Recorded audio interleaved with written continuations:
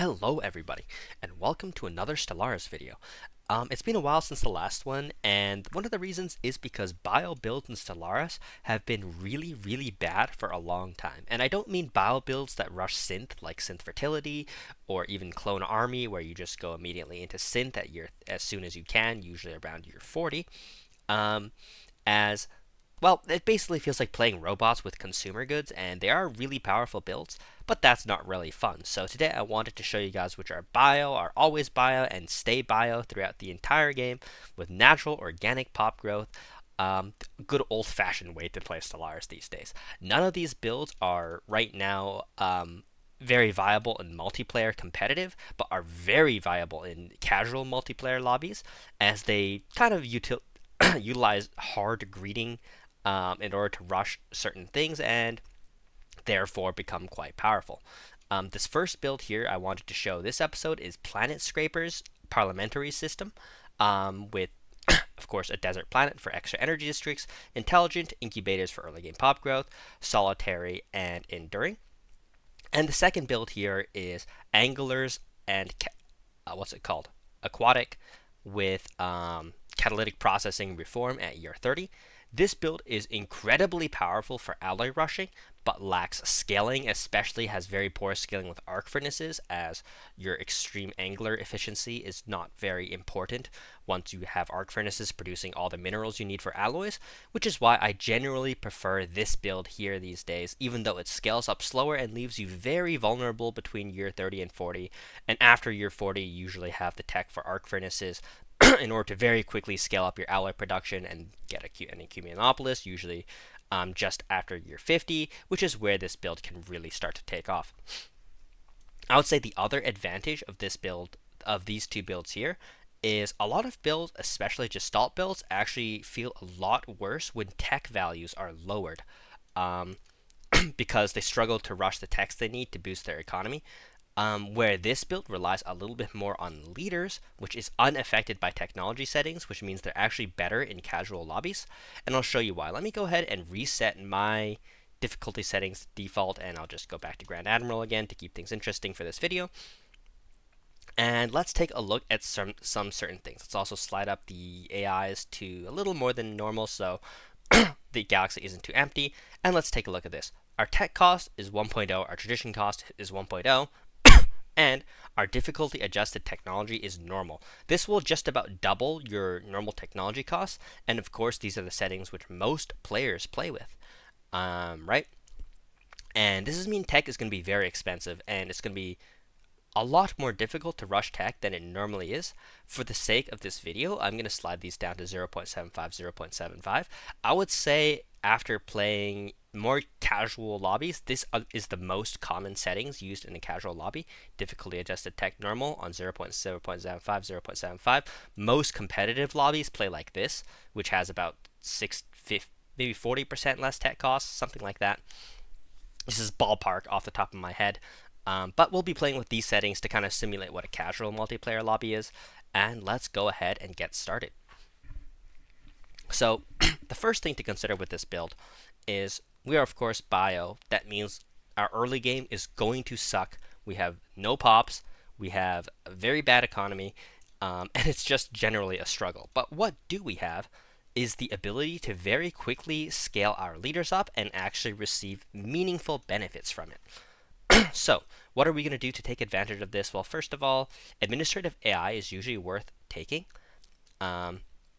As we simply want to boost our researchers' speed. It would be nice to have extra energy credits, right?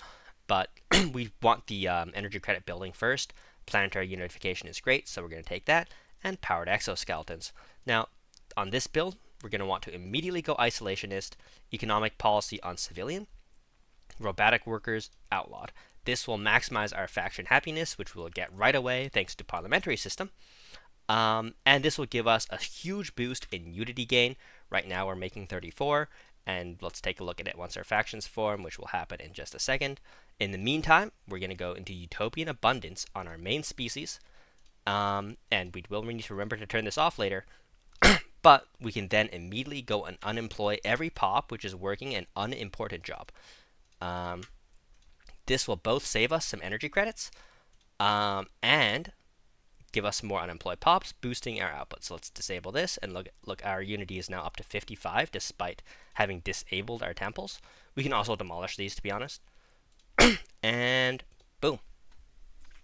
If we take a look at this, our energy credits got from 29 to 36. And our Unity is 55, and we're making 85 tech immediately. That is a very nice set of bonuses. Let's also send out our ship to start scouting, and turn crystalline sensors just on for 1 second, and then turn it off again to scout our planets. And we have a great selection of planets here. We have 2 desert worlds, which is nice, a tomb and a tropical world, which might not seem useful, but the more planets the better, as we can colonize them for no other purpose than getting, a minimum, 2 or 3 pop growth from each one of them. And yeah, our first tradition tree is also going to be, where is it? Statecraft. So let's go ahead and unlock that right away. And also, let's not forget, I have been yapping a little bit, so it's hard to remember. We can go ahead and take Luna for 3 extra minerals. This will be a different mining station for you every time. Also, let's take a look at our planetary features. We got to get rid of this deep sinkhole, so we need to check our leaders and see if we have any leaders that will make removing blockers any cheaper. And unfortunately, we don't have any. It's like a little planet icon for the terraform tech. We can also hire this leader for 350 Unity and check to see if they roll into it. This is generally not worth it unless the leader is a scientist, but a commander is actually also a great leader to have a good one of. So we'll keep that in mind too. We should also check if any leaders we have the Spark of Genius trait. We should take it. In fact, my main leader should be Spark of Genius. This is a little bit of a mistake, but that's okay. We can still recover that as soon as we can. I think I will hire this leader too as soon as I can, but also remember to go into factory capital once you build up 200 alloys, as we can start building our colony ship sooner. I will say, when you play on Soul Start, which we do, it's another thing I forgot to mention, please use Soul Start. The reason why Soul Start is so important is it gives us 20 arc furnace system in our home star, which is quite rare out in the galaxy. I'll take a look for other good arc furnace systems. We don't seem to have any yet. Procyon is never a good one, or Cirrus. I don't know why I checked it. Same with Barnard's star. Let's go ahead and take constitutional focus as well. And also just remember to continue expanding out into the galaxy. See what we have. We're in a little bit of a dead end here, which is nice for defensibility, but pretty bad for expansion. Now that we've cleared this deep sinkhole, the next thing we need is we need to build up 500 energy credits in order to buy this teacher. And by the way, the reason why we're clearing this deep sinkhole is from Planetscapers. Planetscapers is a really cool civic that gives minus 10% resources from jobs, minus 10% pop growth speed, and plus 15% pop upkeep for every blocker. But when you remove it, it does the opposite. It gives you plus those stats basically on a planet with no remaining blockers of that cause that. So this garbage patch doesn't have those negative modifiers. So now our pops are getting those bonuses for free, which is actually relatively significant. We get a Spark of Genius leader right away, so we don't even have to roll for that, which is really nice. So yeah, that's awesome. Anyhow, I've been forgetting to buy a colony ship. Yeah, it doesn't seem like, ooh, gets another Spark of Genius leader immediately. Very amazing. Yeah, it doesn't seem like those little bonuses would be very big, but for one civic, it's actually really good. In the sense that it's a general bonus to basically every stat you really want in exchange for just clearing the blockers on your planet. And it's especially useful for your homeworld, since your homeworld is your main resource producer for most of the game. And ooh, these are great options, by the way. Politician 2 and Skirmisher. We might take Skirmisher just for the move speed, and then take Politician 2 for the agenda speed. Agenda speed is very important for this build, as agenda speed determines how fast we can cycle our agendas.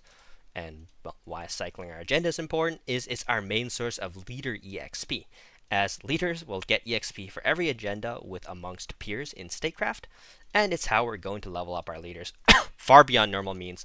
We should be seeing destiny traits in this video. If you don't know what a destiny trait is, well, you'll find out. They're really, really awesome. Also, Once you have another 500 energy credits, go ahead and buy the Shroud Teacher. You can also buy this before clearing the blocker. I just like to do it the other way, as it's not so important to rush leader levels on your Shroud Teacher, as it is on the Catalytic build, which I like to play. If you've seen that video, go ahead and take a look. It's very outdated now, and I wouldn't copy it exactly, especially maintaining low empire size has lost a lot of value in the meta, as leaders are so much less important now, and leader EXP is a lot worse than when that video was made. We can definitely not get Shroud Preacher by like year 30 the way we used to. So yeah, that build isn't totally trash now, but it's definitely been weakened. I would say instead it's better to focus on an Arc Furnace build, or a build that can easily benefit from Arc Furnaces, like this build I'm going to show you guys. Although it will be relatively difficult rolling it on these tech settings, we're going to see how our tech is. Excuse me, I have a little bit of a raspy throat. I realized for me, I just have a bit of a dry throat. No matter how much water I drink or that kind of thing, it's maybe like genetic or something. I don't really know. But yeah, maybe I should see a doctor for that. I don't know. It's definitely not fantastic, but it's not bad. This is a great planet, by the way. Dust deserts give us moats, I believe, from miners. Let's take a look.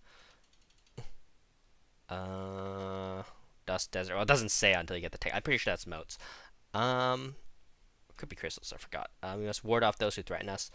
Always select this one. It'll make your neighbors a little bit less happy, but you can always amend the bad relationship with neighbors, unless they're purifiers, in which case you can't amend no matter what civic you are. And this will let you invade pre-FTLs. How do you check for pre-FTLs? Go ahead, take your, there's pre-FTLs right here. Is go ahead and take your construction ship and right-click over each planet, and this will scout for pre-FTLs. And as we can see with this construction ship here, we did happen to spawn next to pre-FTLs. What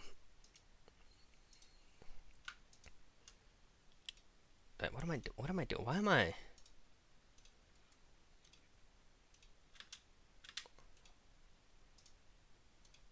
Why am I struggling? Huh? Okay, my brain is fried. I'm not gonna think about that. That is fine. Ruined art installation. Okay, interesting. Also, yeah, let's just not forget to continue to. Why is that?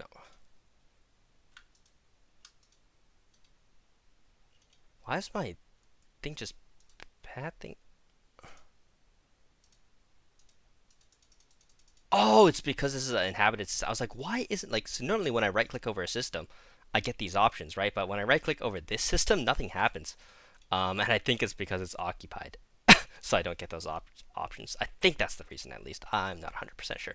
I was like, am I going crazy, or did I forget how to control Stellaris? Like, oh my god, we are in a crowded corner of the galaxy here. So, that's not fantastic. But we do have a pre-FDL, so at least there's that going for us. Hopefully we can at least get this planet. It's pretty far. I don't think we'll get it. Which is just a little bit unfortunate, but that's okay. So let's take a look. We get one Deek Simple, and 2 Quicksand Basins. That's pretty good, as I believe our capital was a deep sinkhole, so we'll immediately be able to remove one of these blockers, and we only have 2 more after that, which is pretty manageable. Even without a good blocker clearing leader. That's not too expensive, and let's see how Cirrus is. That's a great energy planet. Cirrus only has 2 blockers too, although we'll need a really expensive tech for this. Honestly, that's okay. And also, let's go back to Empire Capital. We've already have 1,000 consumer goods. I should have been building another colony ship by now. But yeah, as you know, like, or might know, recording a video and playing at the same time is indeed a little bit more taxing than just playing, and it does lead to silly mistakes like that. And let's see if I have a second good arc furnace system, because if we don't, there's a good one right there. Double ring systems are usually good arc furnace systems, so having 2 good arc furnace systems is like the minimum.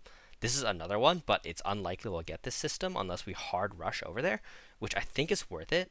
So let's survey this system, and then this one, and maybe, just maybe, we can rush it. Also, let's just buy some alloys. I would usually not recommend it. as we're producing good alloys right now, right? And we need this energy to start clearing blockers, right? But since I forgot, I'm gonna be too behind if I don't buy alloys. So we're gonna go ahead and buy some. I do really need to rush this system and this one, as having 3 arc furnace systems is 50% better than having 2 arc furnace systems. Excuse me. Um, and that is definitely something we want to get. Also, this is basically the pattern you want to do on every Bio Stellaris build. Is on your capital, you want to juggle between industrial capital or forged or regular capital, empire capital, and factory capital, depending on whether you need alloys or consumer goods, and then fill up every other slot with labs, as well, labs are overpowered, and they're not overpowered, but they're completely necessary for scaling with bio, as with your terrible pop growth, your terrible habitability, and your only redeeming trait being pop efficiency and rulers, you're not going to have much else to rely on. So yeah, do keep in mind, never forget to, build labs. Basically, your goal should be about, I would say, on average, at least 150 extra tech per 10 years. 200 if you're good, and like 250 if you're giga sweaty. It is definitely possible to increase your tech by more than 250 every 10 years if you go into the super late game. But if we're talking about early and mid game, 250 per decade is a really good goal. And if you can even get close to it, you'll be doing pretty well. And even if you don't get close to it, you'll still be being pretty good. Like if you get like 200 tech per 10 years, you'll be doing pretty good. Pretty good. Like our goal, like my goal for this build is usually to about 270 tech by year 10. And to still have the economy afloat, right? Because if your economy's not afloat, there's really no point in having any amount of tech. So yeah, do keep that in mind. So obviously this will be our mineral planet, this will be our energy planet, and this will eventually also be an energy planet once we get arc furnaces. But for now, mineral planet it is. Also, let's start moving this as soon as we can. Not sure how long that's been sitting there. That should have been out way earlier, but hey, this is a relatively more casual build that I would not recommend for competitive PvP. Though I would recommend it for a PvP game if you just want to relax, have fun. Though you're aggressive, but like, just stop playing neighbor who has the ability to actually produce alloys at year 30 might just come kill you. But if you can negotiate peace with them, or you're just in a more casual setting, this build will still be plenty good, and you'll definitely have a lot of fun playing it. So I would recommend it. Okay, let's send our colony ship into this planet. These are really, really terrible star systems, by the way. There's like, ooh, Grunir. I've actually not completed the Grunir a single time, believe it or not. I have crystalline sensors on. I wasted so many crystals. Oh no. I mean, that's fine. That's honestly fine. We didn't use all our crystals, so that's not a big deal, but it's definitely not ideal. Also, you'll see that we have almost 500 energy. You can start clearing blockers while the planet is colonizing. How many people knew that, by the way? I actually didn't know that for like my first 1,000 hours of the game, so if you're watching and you didn't know that, definitely do not feel bad. And if you did know that, good for you. You know some really niche Stellaris knowledge. There's so much niche Stellaris knowledge, it's almost insane. I reckon it would be really hard to truly master this game and know almost every mechanic. I also will say, in a regular game, if you weren't trying to greed these two systems here, you would almost always hear, just take this pre-FTL immediately. We will take that. Don't worry about it.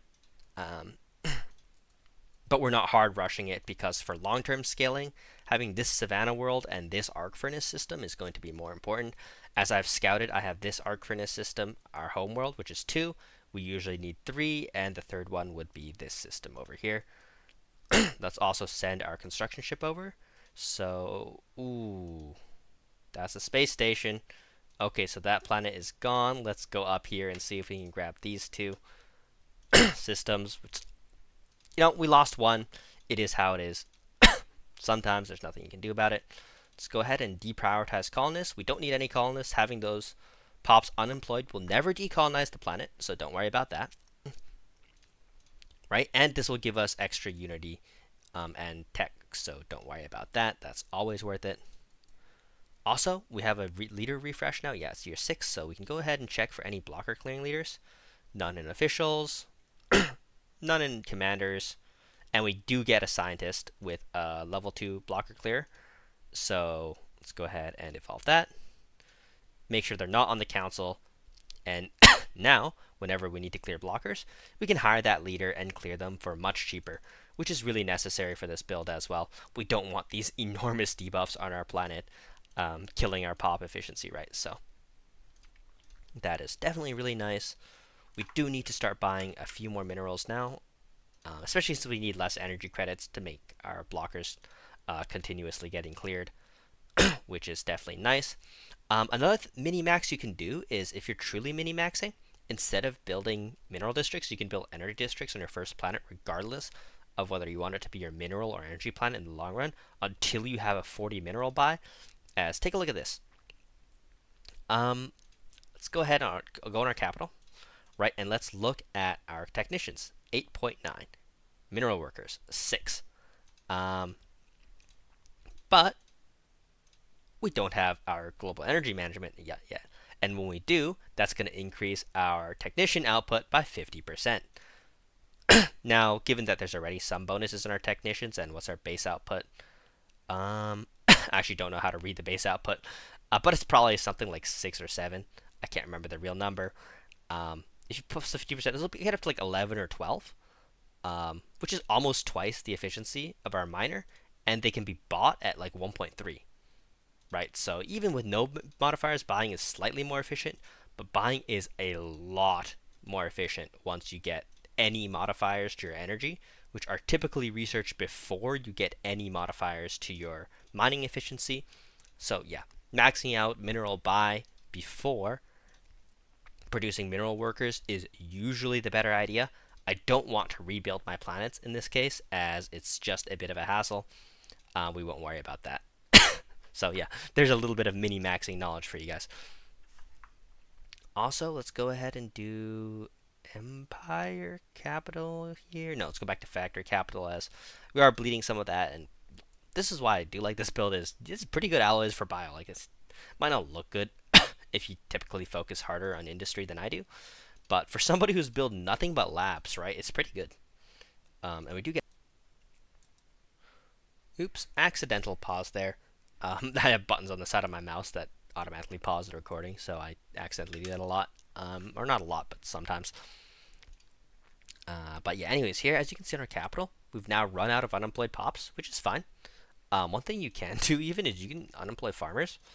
As well, and true mini-maxers will even unemploy miners, as well. Miners aren't as efficient as other jobs.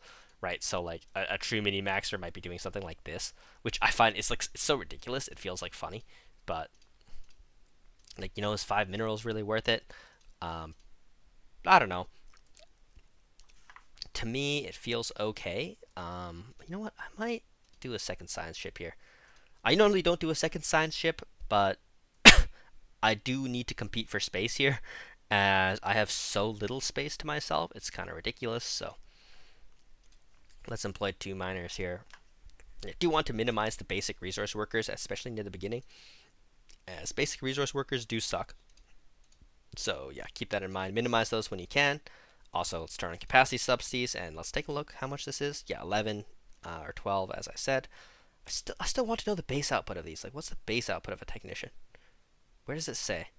Guys, if you remember where to view the base output of a job, please let me know. I know that base output is always far more important than percent output, as the percent outputs modify the base outputs. So adding directly to the base output is always more effective. Also, remember that blocker clearing leader we got? Boom. Immediately get rid of these negative debuffs, and we just have an extra efficient planet very, very early into the game. We do have 200 tech here, so a bit of a lower amount. But we're going to start to build tech on our colonies too. This is our first perfect colony, right? So we're going to, perfect as in all the bad blockers are cleared. So we're going to start to build tech on this planet as well and kind of deprioritize these basic resource workers eventually. And on this planet, we are going to go for generator districts, right? Um, and these will become our new like basic resource planet until we maximize our mineral buy, which we're only at 20 right now. Also, we can go to expand the council, and if you're diligent, every time you do, click education campaign and deselect it. I typically lose value from this because I'll forget to deselect um, education campaign, but nevertheless, it's a great habit to build if you want to practice it. It's only good for when you have statecraft, otherwise you're kind of just wasting your time. Um, but yeah, you can get some great value out of that. And we'll focus on psionic theory here as it's a really fast agenda, which will give us more leader XP. Ignore them. We don't want to piss off our neighbors, right? We don't want to get immediately attacked and completely owned by these Grand Admiral AIs. And they took... Oh, I don't think these are purifiers, right? But I guess we're not getting this arc system. Unlucky. Well, that reminds me, I have this... Yeah, we'll just hire an extra one, right? Because we can't access the other one to fire them right now. That's super annoying. Goodbye, arc system. And let's take our nearby guaranteed planets. Also, remember, as long as you have academic privilege, unemployed pops are better than colonists. Just getting those incremental boosts to tech definitely does add up. We can also just boost our minerals a little bit whenever we need, though we do need to get rid of this deep sinkhole as soon as we can. What we can do here, right, is we have a lot of food, we have a lot of consumer goods. Just nuke some consumer goods, move our blocker clearer, and get rid of these super bad blockers. As soon as this is done, we'll start to work on active volcano as well, as having any bad blockers on our planets is not recommended. And let's also start to prioritize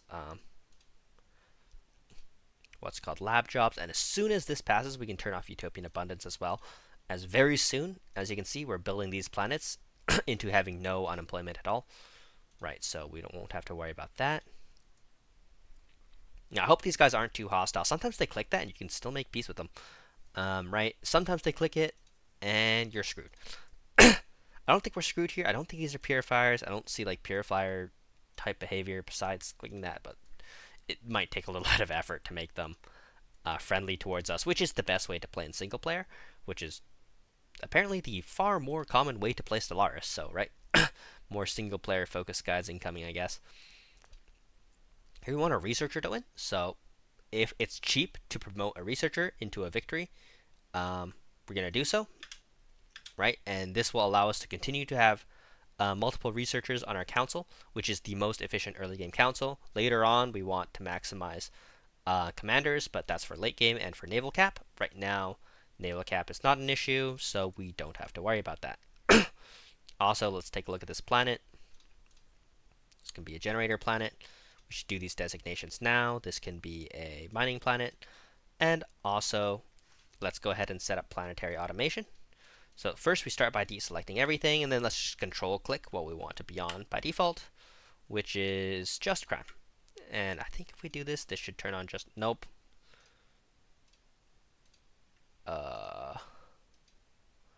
Okay, let's deselect everything except for crime. Shift click on everything we want to be off by default. And now, nope, that still doesn't work. Okay, why? Every time I think I get this, it turns out I don't get it. Okay, maybe this will work. Control click on everything we want to be off. And let's randomly select something we want to be on and see if that's now the setting. Yep, okay, that works. So now whenever I click on something or not, it'll update for everything with automation. Okay, that's good. And also our researcher 1, so we'll replace it with our original leader. We do hit 250 tech by year 10, which is what we're going for. And we want to immediately reform our government into something more useful than what we have there, which is meritocracy. We need 800 unity, so we need to wait 3 months. Let's hope in 3 months I'm paying attention. Let's also go ahead, go into species, and turn Utopian abundance off, social welfare. By the way, can you see how much micro we're doing? This is why I highly don't recommend playing on fast unless you are either really good at the game or know that your build is very simple or there's not a lot of things to micro. As yeah, just take a look at the number of things that you actually need to micro in order to play well. It is really, really high. Um, that's a lot of first contacts. All right, who do we make first contact with? Not this hostile guy over here, unfortunately. Just this group of I think let's establish embassies at least. Hopefully they're friendlier. um, it's a big shame about that, by the way. Let's also take a look at our pre-FTL planet. Nope, not that one. This one. 22. Okay, amazing. That, if I had taken that earlier, would be really OP. It's a terrible world with no energy districts, but hey, whatever. So what could this could be a good mining world? Is this subterranean? Like, okay. Anyways, 46 odd factory. Okay, what you do when you get odd factory? Everyone probably knows this. Is turn it off. Don't need no odd factory pops disappearing. Education campaign. Education campaign off. Okay, so we saw our pre-FTL world there. We need 3 armies to beat it. Each one should be about 22 to 23 power. So it had 46, so 3 of them. And now we go favored society, boosting our economy a little bit more. And also our first, is that done yet? Nope, 45 months. How ridiculous is tech scaling, by the way? It's so surprising to me that the norm is difficult and the competitive players play with easier settings. A little bit counterintuitive, but also this will be a good showcase to show what you can do with limited space and limited planets. I know 7 planets isn't exactly, 6? Yeah, 6 planets isn't exactly limited, but it's not high. It's a very average planet count with very average pop growth with psionic, not average, a lot below average. Especially since spiritualist psionics really don't want any robots in their empire. And robots, of course, don't benefit from psionics, so it's, psionic ascension and assembling robots isn't really worth it most of the time. Also, we have a lot of minerals now. We can just buy more. I should have been doing so earlier, as I'm going to be doing a really expensive thing here, which is buying 400 minerals right away. Yeah, and this planet can go towards tech as well. You can see how much we are hard focusing tech, by the way. Why do these people hate us so much? I still don't understand why they hate me so much. But improve relations, improve relations. Not getting attacked early game is the most important thing you can do. They don't have this system yet. It's not too late. It's not too late, guys. Go, Mimi. Go. Go research. Also, we need another construction ship, so let's go ahead and do that. I should have done that sooner, but hey, if I had the foresight to do that, I wouldn't be making. I'd be winning competitive tournaments instead of making for fun single player videos. Not that there's anything wrong with for fun single player. It is actually really, really fun. Definitely. I will say, playing Stellaris casually has made this game fun again for me. When my favorite builds have all been not nerfed, but overshadowed to a crazy extent by the absolute broken shit that has been released in Stellaris Machine Age, which has quickly become my least favorite DLC since the release. And that includes Astral Planes, that includes the Galactic. I don't even remember what the last DLC was about, like the Space Fauna or whatever, which was just very uninteresting to me. I don't think we'll see any Space Fauna stuff in the upcoming tournaments. I'd be surprised if we saw any Space Fauna shit do well, at least. So there's that. Let's also move this over, get ready to take over this system. And the Tomb World, we might not take it right away just because it makes our psionic faction unhappy. Which is one thing that is not worth doing just for like 2 or 3 pop growth, right? How long until this? 11 months. So we build lab, district. No. Yeah, okay, we're going to get another pop here. So we're just going to enable another minor pop. And then we'll build the mining district here as soon as we can. We also make contact with the Kells. And yeah, a little crowded corner of the galaxy for sure. Not a problem though. We can scale out of a corner. We do have 2 arc systems. If we only had 1, I would say that's kind of the limit where there's not enough space.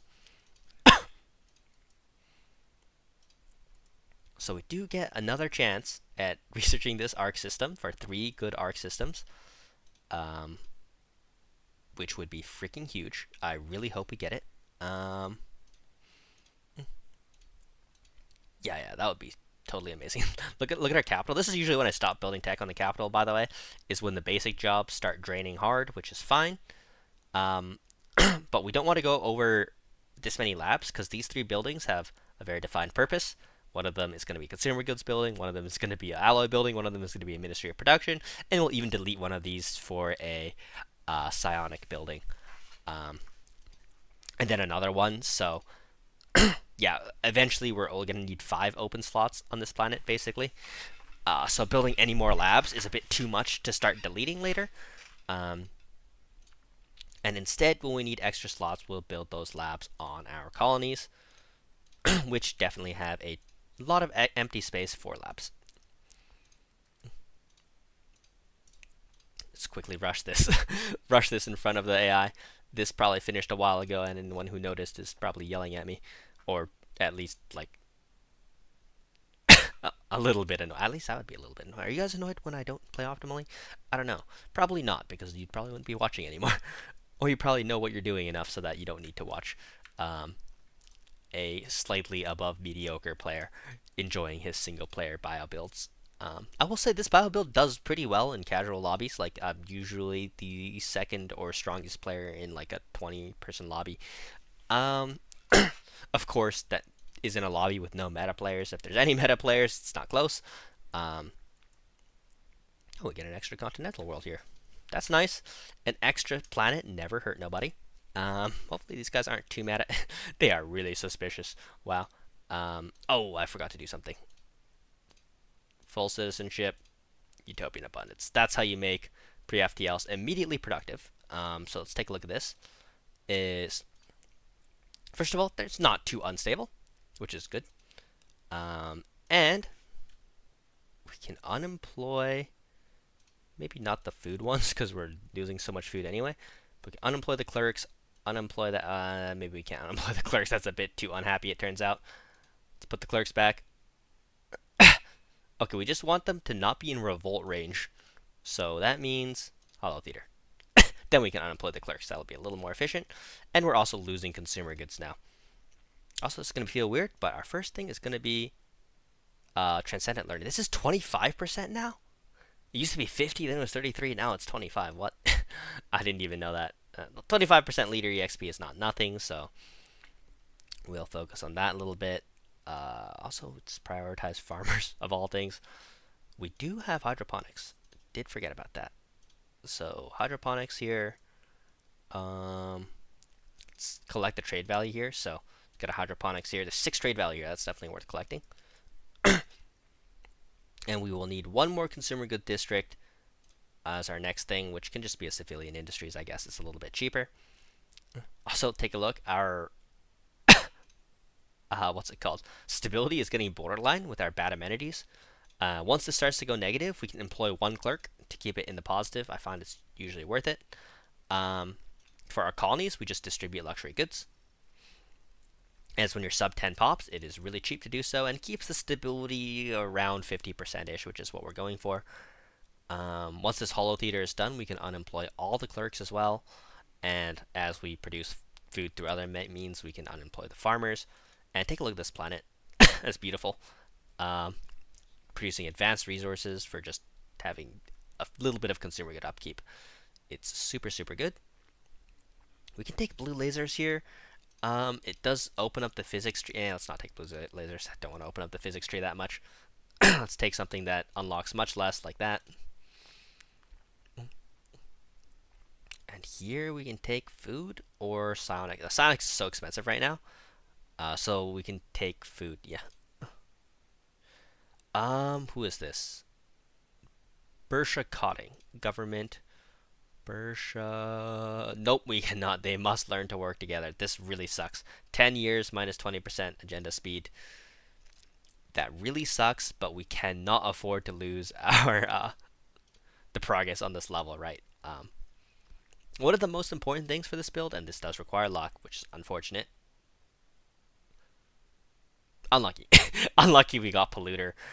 This is a pretty unlucky leader so far, right? But basically what we are looking for is traits that give amenities for governors, as not having to build amenity buildings is an enormous saving on both mineral resources and just like time, right? Not having to invest to build time to build those jobs is also amazing. Also, take a look at what this is up to 20, so 60 tech and 30 from a planet with this job and 40% stability. And we're at -0 food now. Beautiful. These farmers only produce 3.6, so to be honest, there we go. And we can replace that output with like 1.5 hydroponic space. We'll need another one somewhere. But with like 4 alloys per month, we'll take a little bit to get there. Let's also not forget to build mining stations when we can. As you can see, our pop growth on these planets has stalled just a little bit, as our default pop growth settings are really bad. Let's take afterburners here as to not unlock the tech tree. In multiplayer, you'd almost always take destroyers, but as I mentioned earlier, we want to keep the tech tree closed, just to hard rush for that arc furnace roll. The first arc furnace roll chance you'll get is usually around, with these tech settings, year 16. As you need to do 7 engineering techs. Let's see how many we've done so far. 1, 2, 3, 4, 5, 6. Right, so yeah, after this, it will usually be year 16, and that will be our first roll at arc furnace. But as you've noticed, we didn't take tech ascendancy, which means we'll have a considerably lower chance of getting it than if we did, which means if you're unlucky, you'll get it as late as year 30 or even after that, which hopefully doesn't happen in this video. But with Spark of Genius leaders, as we do, that is the other major thing we need to have a chance at rolling arc furnace. Also, I forgot to turn on mineral subsidies. Whoops. I remember to build the building, but not to turn on the subsidies, which is pretty funny, I guess. Also, let's just keep all our planets building at this point, that we can, at least. That's always a good habit to have. And honestly, this system is really good. An alloy, 8 minerals, 4 energy is a really good system. Another thing to keep an eye out is... Sorry there, got a little bit of an interruption. And another interruption, I'm so sorry, but hey, it is how it is. Colonial subset centralization. That is a core tech for this build. This will let us get value from our psionic buildings. It's year 16, guys. I forgot to reform. Don't worry about this. I mean, you're supposed to reform like year 11, of course. I just forgot. We need to go principal instructor here. Assign our best leader to that position. Our second best leader should be on our head of research. So that's going to be Mimi. And then first Planetscaper, our next best leader. And our last leader, a Minister of Defense. This will just make sure when we do militarize, we'll have one good leader for the council. So that's excellent there. Yeah, as you can see, where tech is also creeping up. We're at 388 tech with meritocracy, which is really nice. Our leaders would be a lot better if we had been paying attention to that, but shh. Hey, maybe getting interrupted was good. I don't think I would have noticed for a lot longer than that if I had not been interrupted, to be honest. So yeah, we're gonna have really bad border gore with these guys. Domineering. Domineering is not a good sign. -47. So yeah, they're materialist, militarist, but they're also egalitarian. So, you know, maybe we can find that as a common ground. I would recommend when this happens, guys, is this will feel terrible. And this does feel terrible. So we're going to offer them a little bit of a trade deal. Okay, we're going to trade them some useful resources. We're going to trade them a lot of useful resources. Try to get it over 100. and this is usually enough to stall war for a long time. Um, but if you ever see domineering, it's kind of necessary, and they're now back to suspicious, which is maintainable. If it's suspicious, you can hold that out for a long time. If it's domineering, you're gonna get war decked soon. And well, this build simply cannot survive a war deck. From a Grand Admiral, no scaling AI at this stage of the game, though scaling might be on because I might have forgot to turn it on. And if so, that's fine. We won't be declaring war until later on anyway. But yeah, I did click reset. I normally don't reset, but I reset just to show you guys default settings. They close borders, so this construction ship is stuck inside, which is quite funny. They'll be useful actually later on. So we're not going to worry too much about that. Anyhow, yeah, we are a little bit trapped now, but we should be able to scale. We have enough systems to scale up for sure. So I wouldn't be too worried with this extra planet here. We'll be good for that. Three extra planets we can colonize for pop growth when we have enough alloys. Our alloys are of course terrible right now. Don't worry about that. We will be scaling regardless. Yep, no worries. Also remember to build mining and research stations when you can. So yeah, it's not too bad. It's not too bad. Hopefully our next roll is Arc Furnace. We're just going to be rolling cheap rolls that don't unlock new techs. Standardized Corvette pattern is actually good for this. If you don't know, you'll see a little blue lock icon besides techs that do unlock new tech. There's none here. But here, see, like this little blue lock icon. So unless you want the tech, like we definitely want colonial centralization. Excuse me there. Don't take techs that unlock new things, as it's going to branch your tech tree out and you're never going to be able to rush for the very specific techs that you need in order to maximize bio builds and most builds in general, in fairness. So very occasionally those edict funds built ones you'll need if you don't have a charismatic leader, but we do have a charismatic leader, which is our starting leader, so we are good. And we're also going to take mind over matter every time it's option available. We're at 446 tech now, right? So we're keeping up with that amount I noticed. Know that, I mean, I am getting like a crazy amount of tech from this planet. Just know that if you don't have this planet, you'll be about this much behind, right? You'll also have much less consumer good upkeep, so you'll be able to put much more into... Ooh, exotic gases is a bit of a bait.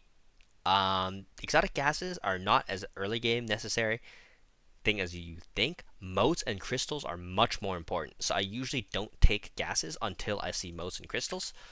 Gases only scale tech buildings, where you can just build more tech buildings. And our planets aren't going to run out of space for a decent amount of time from here. So don't get baited and take gases too early, as it is something you might you might come to regret, as it does branch out your tech tree a little bit. Not much, right? It's one tech, but I generally skip it, and wait for that to be my last rare resource tech. Also, let's go into our government tab, and policies and edicts, and let's allow resettlement. You can do this even as an egalitarian, and I would recommend it for this situation here, which is when you're at 9 pops, and you can build the planetary administration, which is a really efficient building. And in fact, we have 2 technicians here, so let's move them over to this planet, our energy planet, right? And let's also just allow this so that that doesn't get taken over, and build a planetary administration here, as it's far more efficient to have, well, planetary administration jobs than it is to not. And here we want to take psionics. Now we don't have psionic tech yet, so just sit here and build unity. Don't spend any, as that might be something that is not good.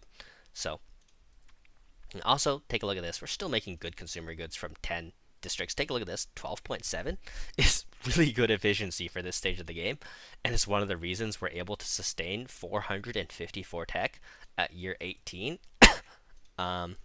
Yes, we're getting 75 tech from this, but we'd be able to make about 40 more tech without the upkeep, without this planet, right? We'll just get stuck when this planet gets out of the negative stability is when you would fall very far behind from where this build will be.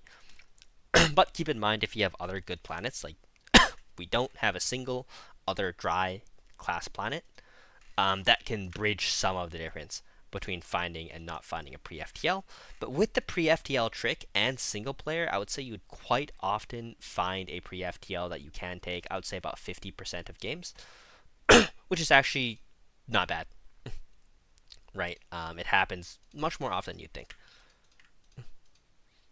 So we are having a bit of a food issue here. We're gonna have to solve that soon. Can't really fix that yet, but we should be okay.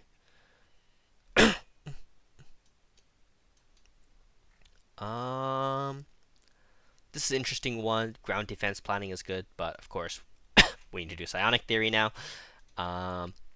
We will skip 25% of it here, which is not bad, despite having the negative council speed, making it take forever. So yeah, we can go ahead and build this planetary capital. And yeah, you can also see our unity jump with these politician jobs coming in. Always good to have more politician jobs. They're actually really efficient. Also, they provide amenities and happiness. It's great. Wow. We don't get a plus amenities trait. Unlucky, but we do get Forge Focus. And Forge Focus isn't bad. And our stability will therefore be borderline, right? All our amenities will come from ruler jobs, basically. We don't really want to build amenity jobs. You can, if you're desperate, build a luxury resident. Do not build a holotheater. Yeah, if you need to build a holo theater, just try not to. Just try not to, I think. Holo theaters are pretty disastrous for your economy. They could be tech jobs, and you should be able to make minerals in order to make free amenities through luxury residences, which don't require any pop jobs. Also, we will start to take planets now with our tiny trickle of alloy income. Although we really, really, really badly need some more food jobs as well. And that requires alloys as well. One thing we can do is why did I take a culture work? Culture workers are not worth it this early on, usually. Anyhow, let's go into, not factory capital, but let's go into forge capital. Not forge capital, empire capital, and burn through these consumer goods. Crystals, I guess. Crystals are good. They allow upgraded consumer good buildings, which are super important.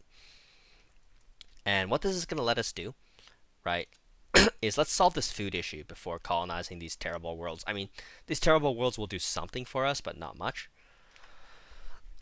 Right? Ooh, this is a great leader. Yeah, this leader, Zoraisha, I'm not even going to try to say that, is just a really good, what's it called, scientist. Always just put them on your council and enjoy the benefits of having another high leader. Level leader. Look, these guys are suspicious, but their relations are not getting actively worse, which is all we want to see. How long is this? 3.3 years. We're going to want to start building labs there soon, basically. In departmental efficiency or evolving society, both of these are good. We're going to go departmental efficiency as we want to save the evolving society for when our unity production is a little bit higher. Scientist leader gain is good. Most of our council is scientists, so that is good. And yeah, we're going to want to start building labs on this planet soon. Although we do need to get rid of the toxic kelps. So as soon as this is done, we need to research toxic kelp. And yeah, with this, pretty good. Ooh, that's a 6. That's a really good energy deposit. That'll be really good for our Dyson Swarm. So I'm happy about that. Yeah, basically, we're burning through these consumer goods to make alloys to solve our food issue. Solving our food issue will then allow us to colonize more planets without having to pay crazy upkeep for extra food. Our mineral income is stable. Our energy income is stable, and our tech income is almost 500, which should be our goal for year 20, although I'd say 450 is realistically achievable, where 500 will only be achievable when you have pre-FTL, or an otherwise really good spawn like a relic world giving, I think, what was it, like, I can't remember what the collapse spire is exactly. It's at least plus 30% researcher output, so you can get some really stupid numbers from those even in the early game and or with bad habitability. So yeah, anyways, do we have psionics yet? Nope, not quite yet. We will get it very soon, though, very soon. We just generally want to take energy focused techs and mineral focused techs as well when we get them. Yep, everything is going just fine.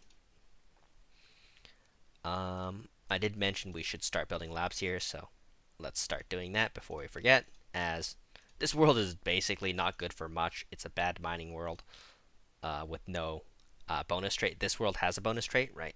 Getting motes, which is a nice free bonus. This world has nothing. When worlds have no bonus, just turn them into tech worlds. You can even designate them as a tech world when they have no other purpose than being a tech world. Otherwise, always designate for the basic resource, and here's why. Let's take a look at this. Plus 25 technician output for generator world, but let's take a look at tech world designation. Minus researcher upkeep, researcher lab build speed. So there's nothing there for tech. The lab build speed is good, right? And mini-maxers will swap between lab build speed when building labs and other designations to max that out. We're not doing that here. That's a bit too skilled for me. Definitely a bit on the dank side. So, but yeah, that is an optimization you can do, which is pretty awesome. Anyhow, for me, we're just gonna focus on colonizing our systems, taking the good mining stations. Carnival protesters. Oh, it's like a year of terrible, terrible output. This is a pretty terrible roll. We're going to take Starhold, as that's the least disruptive to our tech tree. But really, really shame to see that's not Arc Furnace, as I've definitely got arrest these artists. I don't even know what happens if you continue the chain. I never do. So, oh, this planet needs a luxury building. This one probably does too eventually. Yeah, not getting the luxury trait on our guy sucks, and then getting the negative speed sucks as well. Also, we should take a look at our factions here, as we did get, yeah, this faction here, which we need to suppress. If it's already on 0%, just suppress it. If it's something like this, where it's like mid, you just leave it. It doesn't hurt you that much. It still provides some unity, and it doesn't make your pops hate you. But anything that is extremely negative is not maintainable, I would say. Which is why you don't want to, you just want to suppress them. That'll move people out of that faction as fast as you can. Also, we can take psionics now. And instead of alloy foundries, I shouldn't have started to build that. We can build a Psi-Corps, which is a much bigger boost to our output than, well, that alloy foundry would have been. And then we're making 5.6 now. We're going to get over 6 with the Psi-Corps. It's going to be really, really awesome. Yeah, as you can see with the super high level governor, the pop efficiency is just crazy. 5.6, 13.1, like a 12.7 unity, what is food, 11.1 with no bonuses, or no other bonuses. Yeah, like psionics are definitely still powerful for pop efficiency. They just lack the pops. I do hope that at some point, Paradox decides to buff bio builds in Bio Ascension and Psionic Ascension, and brings them more in line with Synthetic. I would say Synthetic is so overwhelmingly. That's actually pretty good habitability. Let's take that. Yeah. Yeah, I would say like these days, Psionic is so not terrible, but so mediocre that people only play it because it's fun and people like bio builds. Um, and bio builds that stay bio and don't utilize synthetic at all are generally bad, and not really seen in multiplayer anymore. The basically one remaining build that is bio is clones, but they just rust synthetic anyway as clones. So it's like you're not really playing a bio build, you're playing a robot build with consumer goods. Um, and niche bio bonuses like having better uh, agenda speed and just having the ridiculous pop growth speed of clones early game, right? Is, I mean, that's always good and always useful, but It doesn't feel like a genuine bio build with bio pops. Um, and yeah, I hope they address that. As I mean, they did want this update to be the machine age, right? And I think it achieved that in the sense that yep, you are definitely playing a lot of machines, and you're definitely playing a lot of gestalt machines as well, or hives or something like that. But I do think that most players prefer to play bio, um, whether it's funner or just feels more like home or something like that. Like I really hope that the game doesn't not like Bio's not abandoned. It's not unplayable. Don't get me wrong. Like you can definitely still have fun in multiplayer and do well with Bio builds. But what you can't do is you can't compete on a truly meta level with the broken synthetic builds. Synthetic is too powerful relative to other builds right now. Every build is basically synthetic rush in some way, or a military rush that holds you out long enough for you to synthetically ascend, so that you can actually play late game with the like just ridiculous pop growth that synthetic gets. Almost every good quote unquote bio build starts with robot pops. Like the winner of the last Montu tournament, which is probably the only big recurring um, tournament in this game, the winner actually happened to be a bio player, but they're playing bio with robot pop start, I believe, with arc furnaces, right? So as robot as you can get for bio, and they of course rush synthetic with some trade. Um, yeah, also I guess trade federations are also always a good way to play bio, but once again, trade federations are better with robot pops, rushing synthetic, and modularity to get the crazy trade bonuses, right? So it's like,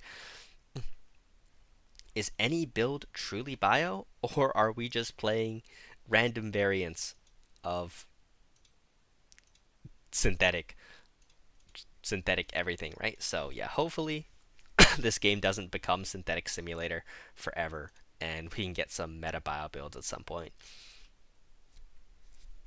that actually use bio pops, of course. Like tons of good bio builds, just they don't use bio pops. So it's like, hmm, we're only at 550 tech, right? Which is not great. But with this world here and us slowly building more labs on it, we'll be able to get some tech out of it. Um, that's definitely for sure. Although the efficiency will be not the best. Let's see what the myth fell is like. Cave Dweller, Empire Size from Pops plus 10% biological growth speed. Ooh, that growth speed is bad. Docile, that's good, I guess. Natural Physicist, non-adaptive. Yeah, not great pops, but uh, they're better than Cat Girls on 50% habitability worlds, or 20% habitability worlds, I guess. That's chill. Wait, what? Oh, because they're cave dweller. Are they like 50% on everything? How does that work? Ah, yeah, plus 50% minimum habitability. Okay. Cave dweller feels like a really underwhelming trait. Yeah, Bio got to deal with true Biopops. Got to deal with habitability too. Robots laugh in the face of that. They can just have machine templates and assembled pops with different habitability, which is really funny. You know what I mean? Like you can start Genesis DA or something and have access to every single planet you want, and Bio is stuck colonizing 4 planets of their type, and every other colonization is to grow like 3 pops per fucking decade. Like, oh, I swore. Sorry, YouTube. Sorry, YouTube. Yeah, also really unlucky. No arc furnace roll. I would say it's relatively bad luck at this point, although we're obviously not mini maxing for it, so we can't be too mad. Um, we are getting some good leader levels though. This is year 25. We have level 5 leaders, level 6 leader here, right? It's definitely not too bad on that department. Definitely say we don't need this many mineral workers at this point.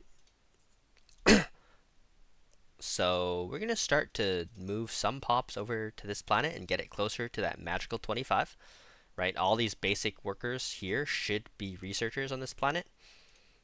or miners in fairness. We don't need more miners, so we're just going to do tech workers instead. And we get this planet to 25 pops, then we get this planet to 25 pops, right? The magical 25 number is just so you can build a Psycore in each world, giving you ridiculous Unity output that can help accelerate you throughout the game. Also, we really do need these arc furnace rolls, or we having rushed these 3 arc furnace systems is going to be for nothing. Um, who who is this empire even? Which color were they originally? Were they this one, who is now neutral with us, or this one? Oh, it was also now neutral. I was like, great, we have neutral neighbors. I'm happy to see that. Selective defoliants, I guess. Ooh, Dyson Swarm. That'll replace our energy workers, which is good, but it has alloy upkeep, which unfortunately makes it so that you cannot easily build Dyson Swarms before Arc Furnaces, but you can easily build Arc Furnaces before Dyson Swarms.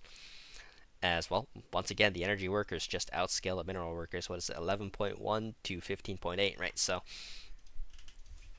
while the mineral demand is also really big, and yeah, you can see we're almost at 6 per researcher as well, which is awesome with negative amenities. Great Awakening is nice. I think we'll bite the bullet right now. This is gonna feel really bad, but Myth fell. Social welfare, first of all, should have done that earlier, and assimilation. Yeah, like, it's gonna tank our economy a little bit. It's gonna tank our tech, but it's gonna be worth it. And then what we're gonna do is, actually, we don't have to do anything. Excuse me. We can just chill, I think. Can't remember if assimilation is lost. I think it's a little bit. Like, we'll probably lose a couple pops, but that's fine. Wow. Terrible roll. Probably alloys. As it's time to go Empire Capital. Wow. And the reason for Empire Capital now is, look at our consumer goods, is we can get that balanced, and that will give us enough alloys to start to think about arc furnaces as soon as we roll it, right? So, also, let's get another city district. We need that. We might get another city district roll from here, but from our society tree, but that's not guaranteed. So we can just build it, and if we get it, we can cancel it. Of course, I'd rather get it from society tech than actually building it, but those are pretty hard to roll on these tech settings, as tech is just way worse than I've shown in most of my videos so far. So yeah, also don't be surprised when we're a little bit weaker than we normally are. Toxic kelp. We finally rolled toxic kelp, right? So we can get rid of the toxic kelp here too soon, which is definitely good. Let's see how this planet is. Oh, that is not a good planet. It's not bad, actually. It's 4 blockers is average-ish, to be honest. I've seen 8 to 12 blockers on Planetscapers. If you get that in single player, I would recommend restarting, because that's a little bit tricky to play out of. In fairness, it's not impossible. We've done it before. You can probably do it too if you're a little bit more patient or just not worried about the early game too much. And yeah, if we take a look at this, you can also see that our pop efficiency is not too bad. It's already 4.5. So with these gone, it's going to be a lot better, actually. Oh, I forgot. Yeah, you see what I mean? I forgot to turn on our good old education campaign there. Not a big deal. It's only like 10% or something like that. Then it adds up. It adds up for sure. Don't get me wrong. But we won't worry about that too much. So we're now at 581 tech, which is good, because we bit the bullet and did the assimilation. What we can also do now is move the Mythal back and 2 random pops, leaving us with 25 pops, which is of course time for a Psycore on this planet. This planet is up to 13 pops, right? But we have nobody to move over yet, besides maybe a few generator workers, but I don't really want to move those too badly. So we'll chill on that for a little bit. We're at 637 tech at year 27, which is not bad. Once again, minus about 100 for the pre-FTL, if not a little bit more. Though if that was another habitable planet, which is another way to be lucky, right? It could be pretty good. Also, let's go here. And get our terraformer. And boom, boom. We can also do this before the planetary capital, as I want to watch this go to like to above 5, which would be amazing. We're a little bit negative on consumer goods, so we'll go back to factory capital for now and build an alloy foundry. And ooh, look at this food. This food situation is not great. I think we were getting a little bit of food from here, and these are really 6.1. That's really bad. Well, you know what I'm gonna do is I'm gonna use those jobs on hydroponics for 500 food. That'll keep us good for a little bit. Come on, we need a generator worker to spawn. What's our pop growth? Can't be that bad, right? I never removed the volcano. Ooh. Stop buying this. Holy, we have 500 motes. Let's sell 100 of those. And get rid of that. I forgot I had a blocker. Did I always have this block? I must have forgot to remove it. I remember to do the tech, but I forgot to remove it. So, there's just so much stuff to minimax in this game. You will always forget something. Don't feel bad about it. It just happens like that.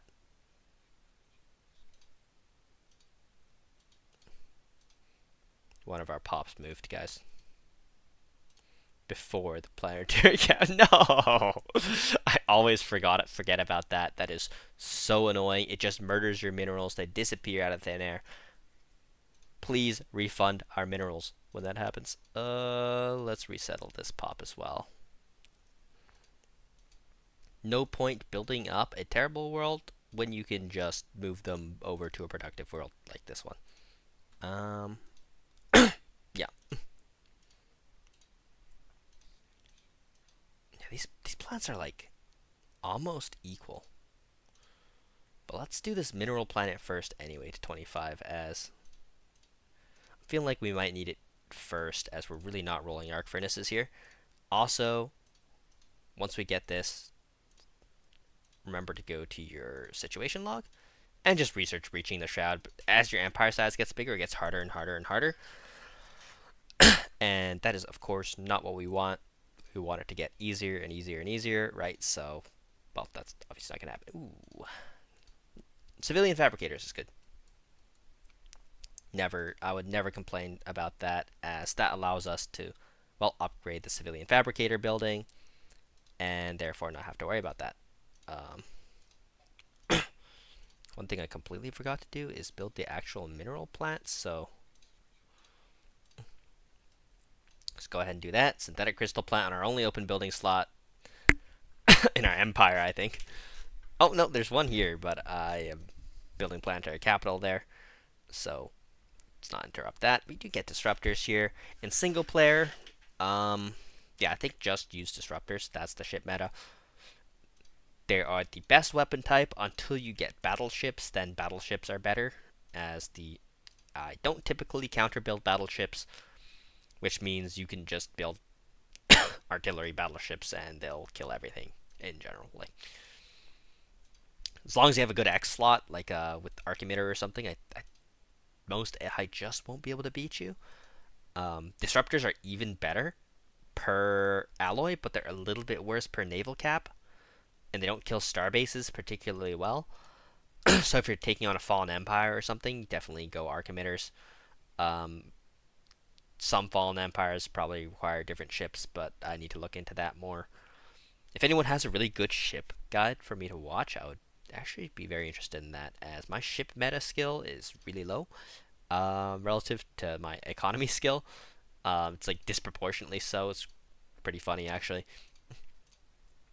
But yeah, anyhow, I think we do need to focus a few more jobs on these minerals here, as our minerals are getting pretty bad.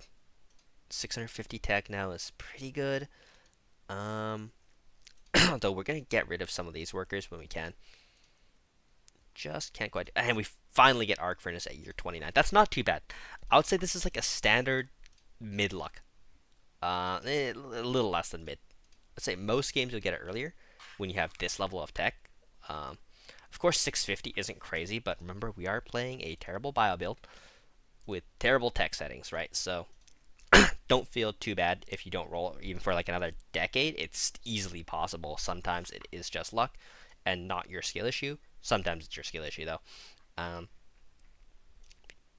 so yeah, there we go. Voidcraft is excellent. Especially once you roll Arc Furnace, go for Voidcraft. Before you roll Arc Furnace, if you ever see Industrial, always take that as it increases the chance by 25%, which is a lot. And with 4 rolls, oh, this is materials. We don't talk about that. Okay, if you ever see a material leader, take that as it increases your chance of Arc Furnace. I swear it used to be Industrial, or am I tripping? I might just be tripping. That might have always been Industrial. Yeah. See, we all make mistakes. We all memorize things wrong. It's okay. I need to deprioritize that. Also, we need 66 of these. Can we afford that? Yes, we can. Civilian Fabricator. That will be excellent, as we can now run Empire Capital from now on. Getting ready for our Arc Furnaces, basically. Let's also colonize this with Mythal. This will make our Spiritualist faction unhappy, so let's actually not do that. Why am I prioritizing clerks? Deprioritize clerks. I don't want clerks. Also, let's see what's on rare reason. Why?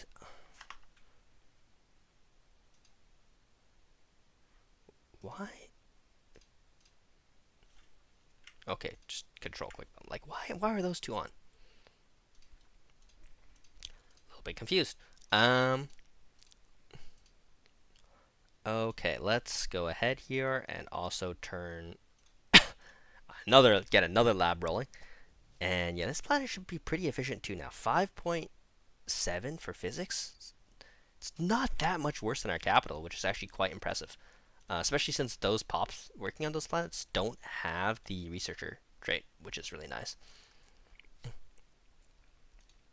Also, yeah, you can see how bad our minerals are getting. Also, we're kind of far behind the 250 tech curve. Don't worry about it. Year 30 is usually a particularly bad year for tech. Even when you're not rushing, it's because you're doing other things, like our Unity production jumped a lot to 223. And of course, our military economy is a little bit stronger as well, even though we're not going to have that for a while. Here, there's 2 great options. One is Tech Ascendancy for 10% research speed. It's not really 10% because we're already plus 50, so it's more like 5%, going from plus 50% to plus 60% tech speed, right? So instead, I like to go 1 vision. This will not significantly, but a little bit improve stability, happiness, amenities usage, and of course Unity output, which is just all nice boons to have. Here we can just nuke some food, I guess, to reach into the Shroud immediately and try to commune with it. Always do this right away as well, before our empire size gets big relative to our tech. But yeah, as you can see, and our tech is just pretty good, like 723. Yeah, once again, the basic, not the basic economy, but the military economy is horrible. It's really, really horrible, right? But it'll stay that way until we build our arc furnaces, and our arc furnaces are coming soon. And there we go. We get settler, 70%, 64 with plus amenities. Super, super valuable trait to roll there. Yeah, and one thing is, looks like we definitely need a few more mineral workers. Our minerals are really bad now. Let's go ahead and build a mineral district when we can and settle some pops there. Here we have many choices. I think it's time for gases though. And yeah, let's take a look. 20 arc furnace deposit. Oh, this turned out to be 19. This turned out to be 18. So that is really good.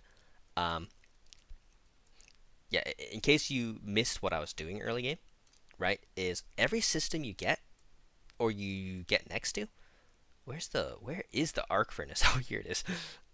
Sometimes it's on, like, if you take Sol, it's like on like a little system here, or can't remember what it's called, but sometimes it's on one of the Jupiter moons. So yeah, it might be a little bit hard to find, but it's there. Don't worry about it. But yeah, what I was saying is on the early game, click into every system. If you see 2 rings, rush that system. It is so important.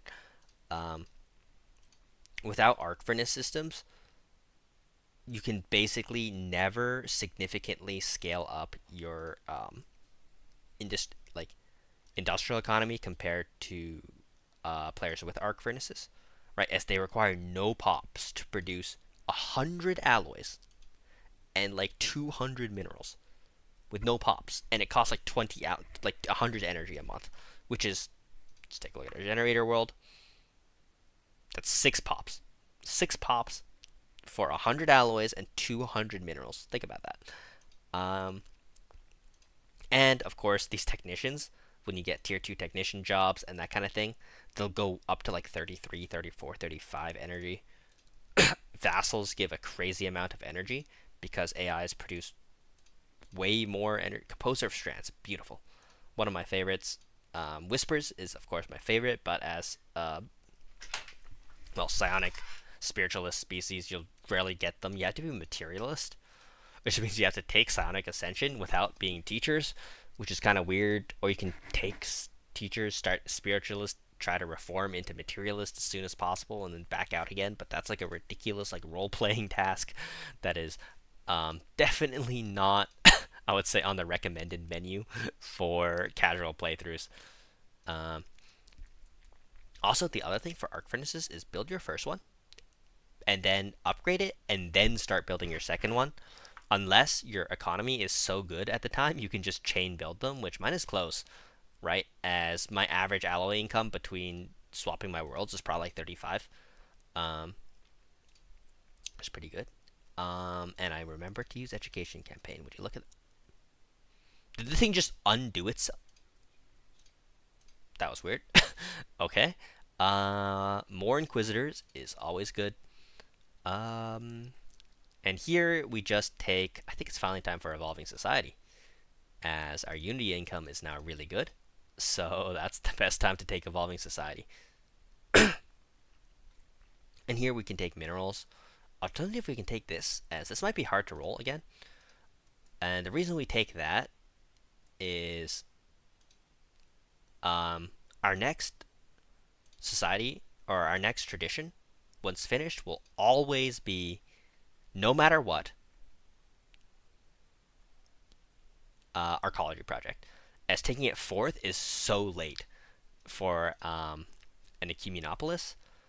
And, well, we really want an Ecumenopolis as soon as possible. Ecumenopolises are both broken and necessary for Bio to compete with Gestal in any way in the late game, as Bio has no other benefits. It has Ecumenopolises, and like the tech speed is a little bit faster per empire size, especially, and it's funner. The leaders are arguably slightly better, but they die, so it's like better in a short game, but worse in a long game. Um, Unless you can make them invincible, which is somewhat possible.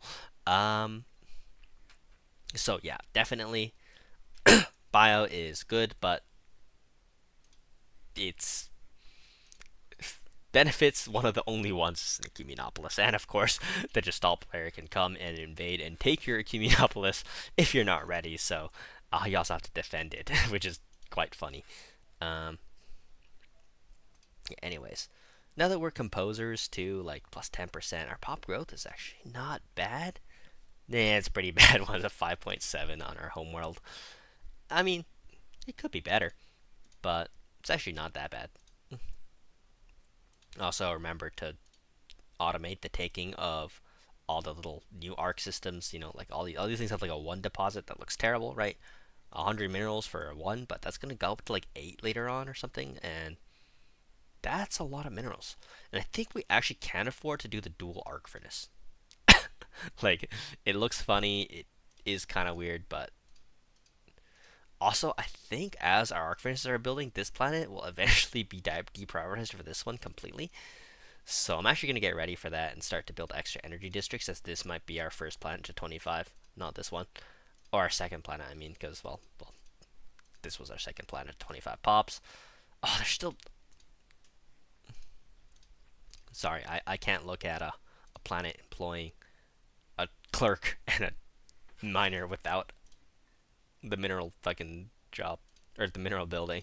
And this planet also makes almost 1 mote per mineral. Is it just me, or is that more than normal? Okay, this says plus 0.4. This gives +1 minerals for mine. That doesn't give any motes. And then the edict gives like plus 50%. So energy credits, minor and strategic resource output plus 50%. The math ain't. How is this getting to 0.9?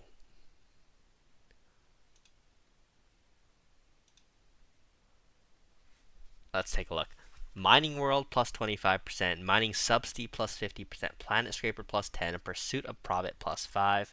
Okay, that makes more sense. High Stability plus 7.7, Psionic Supremacy plus 20. Okay, that's like that's more than plus 100%, right? That makes sense. I love modifier stacking. It's so cool. Let's take a look at some other modifier stacking.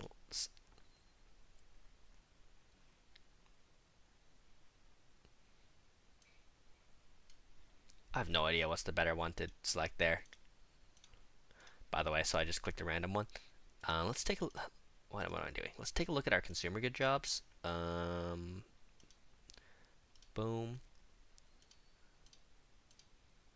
Let's mouse over this. Damn, there's a lot of. I can't even go through all those. This is modifier stacking is amazing though. Like plus 17 already. Do we have any of those? I don't think we have any ones that are important. So it might be time to click the pop growth speed. It's always one I want to click, but can never really justify doing so early on. Oh, the arc furnace here is already done. Let's see. 500 days remaining? That's like a year. We can do this one at the same time. Like, and oh, we do need one thing here.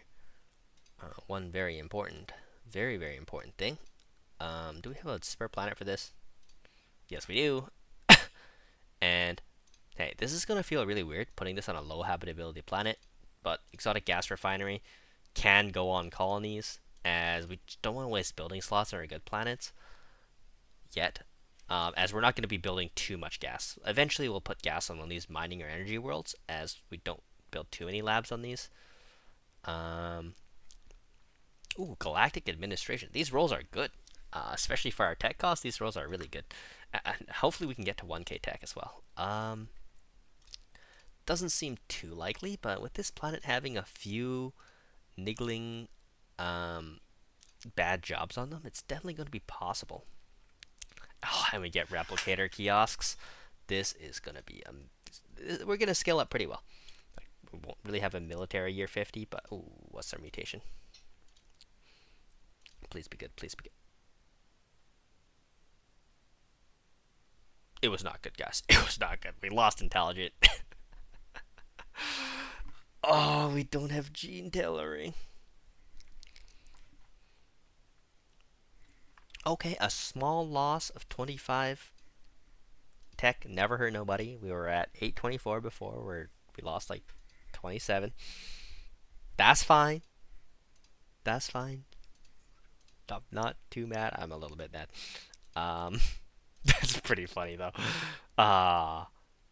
It could have been nice. It could have been nice, guys, but it wasn't. It's usually negative though, so you can't be too bad. Right? Because things that are randomly decided are almost always going to be worse than things that you deliberately decide. That's one of the reasons why I feel like modded Stellaris is really unbalanced, as the AIs get really bad compared to you.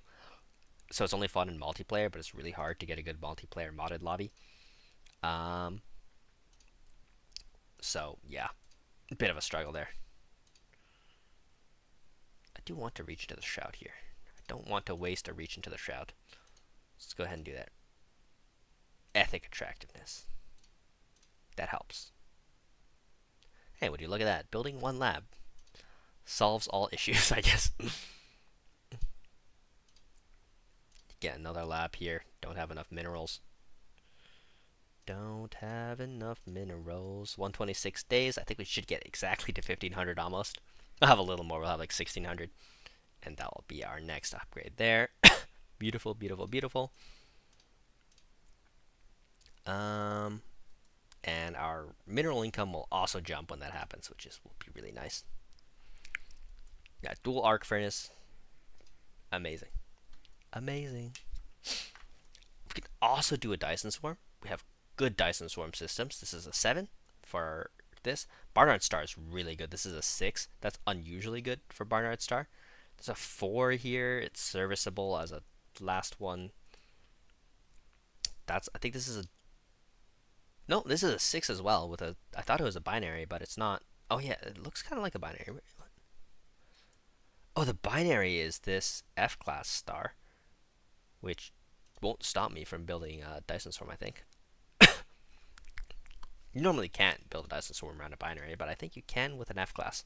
So, let's just find out, actually. Whoa, look at that pathing. Maybe let's build another... Nah, yeah, let's just build a ship just to solve this mystery. I don't want to interrupt that, though. Instead, I will interrupt myself and forget about that forever, probably. There's a small chance I'll remember.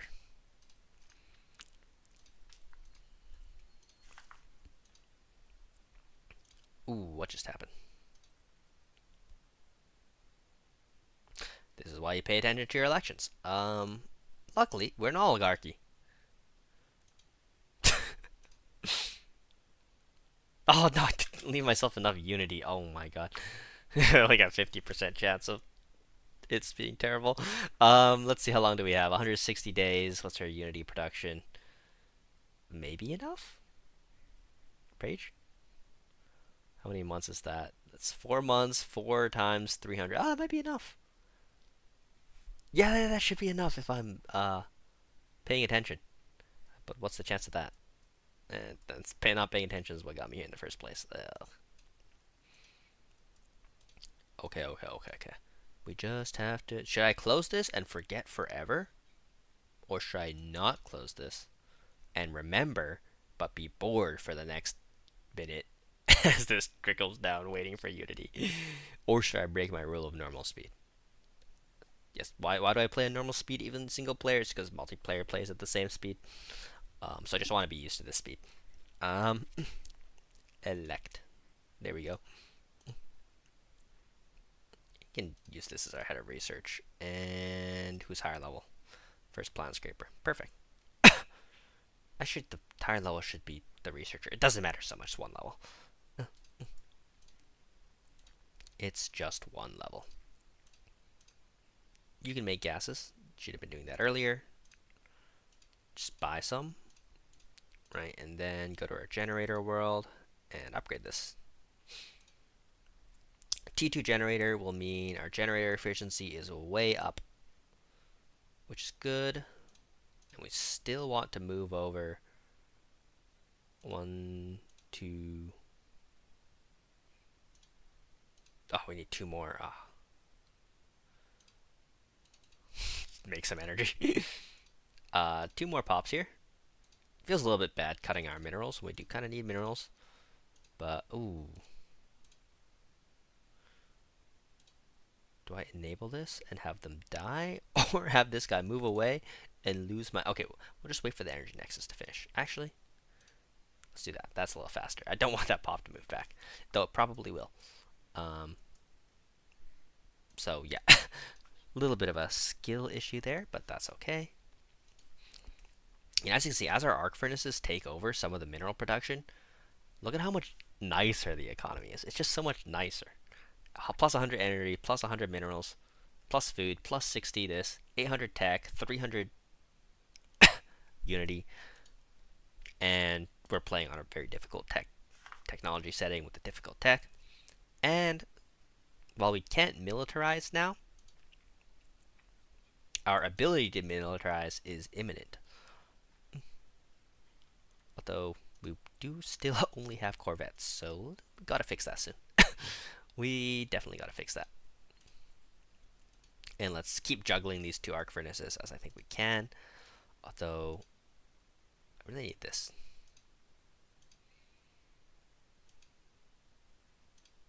Let's just sell some motes. We have so many motes.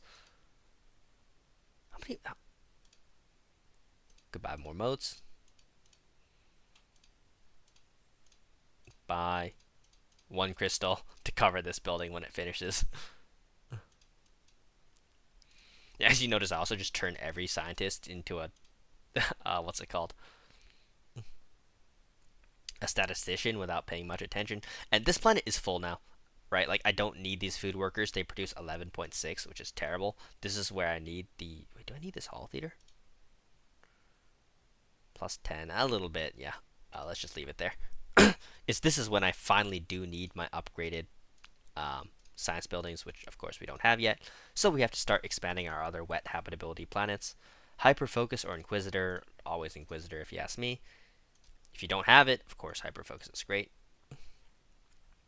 And another Psionic Supremacy. And yeah, if we take a look at our pop output now, it's going to be ridiculous. Like 8.1 alloys, and we don't have tier 2 alloy. Or do we have? Is this tier 2 alloy building? I don't think it is. And like, what's our researcher output? 6.4. We don't even have upgraded tier 2. What's it called? Consumer good building yet, and this is 17.8. Really, really nice. We don't have rings yet, though. That's not as far off as you think. Really, really nice indeed. Will this finish in time? Let's not risk that. Oh, research complex too. Perfect. That'll let us fix our 1 bad planet. This needs an upgrade. It'll also improve the stability. So yeah, as you can see, things are starting to go pretty smoothly once we rolled arc furnaces, which is like the core challenge. I guess maybe it would be worth it to skip transcendent learning, right? But I would say transcendent learning still gets pretty good value for leaders, as once we get a couple more techs, it's gonna feel really worth it. Let's also take Let's take destroyers now, giving us a better platform for our disruptors. And here we also get to pick another civic. I've always struggled with what's actually useful as a 3rd civic. There's a lot of good options. For PvP, hyperspace is way better than you think. Plus 10% sublight speed is basically the only benefit. Yet that's still not even bad. I guess 15% physics research is always good for getting jump drives and stuff. Masterful Crafters is useful but not amazing. Like, Reanimators, it's good against other bio players, but this really fell off after everyone became robotic and has robotic armies. If you don't know, these necromancer armies just destroy bio invaders as your dead armies join the reanimated armies, and it becomes really hard to invade a reanimated player. But that's not really a useful thing. So kind of left with a few options, like catalytic, of course. It's not very useful for arc furnace builds. So what I actually like to do, it's not masterful crafters, it's not mining guild, it's not any of that. It's ascensionist. Yes, ascensionist. That seems really weird, but planetary ascension effect plus 25%. Planetary ascension cost minus 10, tradition cost from empire size negative 25, and monthly unity. It's actually pretty good, right? That's actually pretty good, and it is one of the better scaling, as level 10 planet ascensions is actually a relatively efficient way to run your empire. So yeah, let's remember to get a principal instructor in here, and we're now going without a minister of defense, which seems pretty bad, but we'll get it back pretty soon, and we not really militarized anyway, so yeah, we definitely don't have to worry about being militarized quite yet. We are losing crystals. So let's go ahead and build a 2nd crystal plant here. We can build a 2nd gas plant here, as I assure you we'll start to need those more and more and more as we are expanding. And maybe some naval capacity, as we're definitely going to need some extra naval capacity. But yeah, as you can see, our alloys are now pretty good. Uh, so besides arc furnaces, we can start building a Dyson swarm as soon as these start to get towards maxed. 45 alloys from here. Not yet anything from here, but in 400 days that will start producing. And by year 50, we'll be able to build a pretty strong military really quickly. It'll start off looking pretty weak, like 20k, but we'll be able to add far more than 20k per year. So by like year 60, it'll be like 50, and by year 70, it'll be like 90 or 100 or 200. Yeah, this definitely scales fast once the arc furnaces are rolling. Now, most games are year 30 piece, which is the fundamental flaw with bio builds these days, right? You either have tech and arc furnaces, and you can't defend yourself, or you don't have tech and no arc furnaces, and you can defend yourself, and then you get outscaled by people who can do both, who aren't bio. Yeah, a little bit sad, I guess, but I guess it's chill. Um, in more casual lobbies where you can make peace or maybe find a trade empire to play with, of course, that can change your fate a lot, not having to build 22 energy districts, right? But, or not 22, but having this many energy workers. But, you know, it is how it is, and it's definitely not too bad. When is this arc furnace done? 900 days, this one 100. I think we go third arc furnace now. I still think that's more efficient than anything else. Oh, these are only protective for non-aggression pact before they start hating us. Are these suspicious? Uh-oh. No suspicions, please. This is also a great build for single player if you like bio, by the way. Summon a psionic avatar. This is great for multiplayer noobs who don't know that it's the reason you have good naval caps. So let's actually summon it.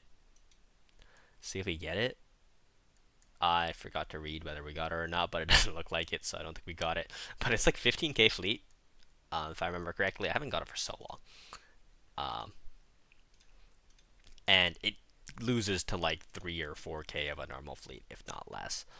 But the reason why it's good still is people see that you're equivalent to them and don't attack you.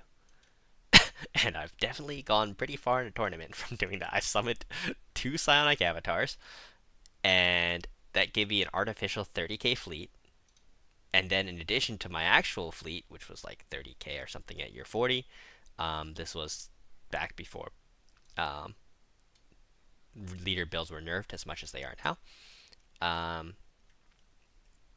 And what ended up happening is I was so strong appearing, nobody decided to attack me, even though they were probably stronger than me in reality, which is something I found out quickly at the time.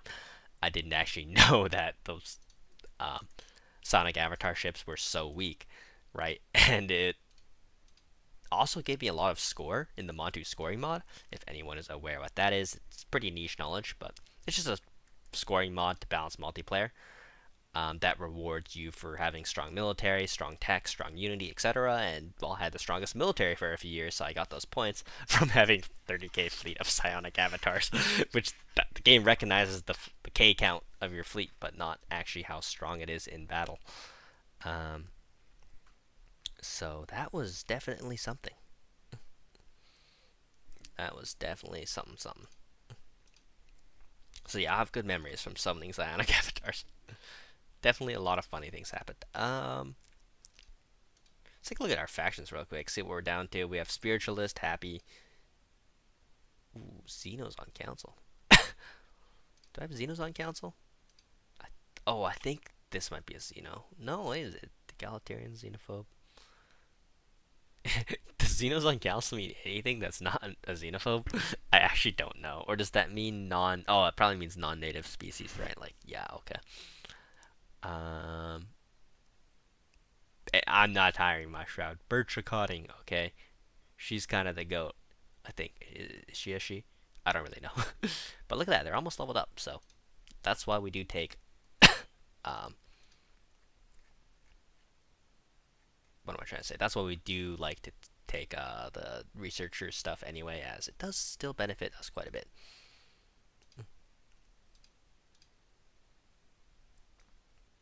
Also, taking a look at it, you can now probably see why. Uh, I wanted like to rush tech so hard, right? Is hitting these arc furnaces. We're at 160 alloys now. Of course, Gestalts will have more at the same time, but they cannot easily have 460 unity and 1,000 tech at this state, which is genuinely not bad. I would say minus about 150 for the 22 pops here. Um, and I'm assuming instead of the 22 pops, we just got a habitable world.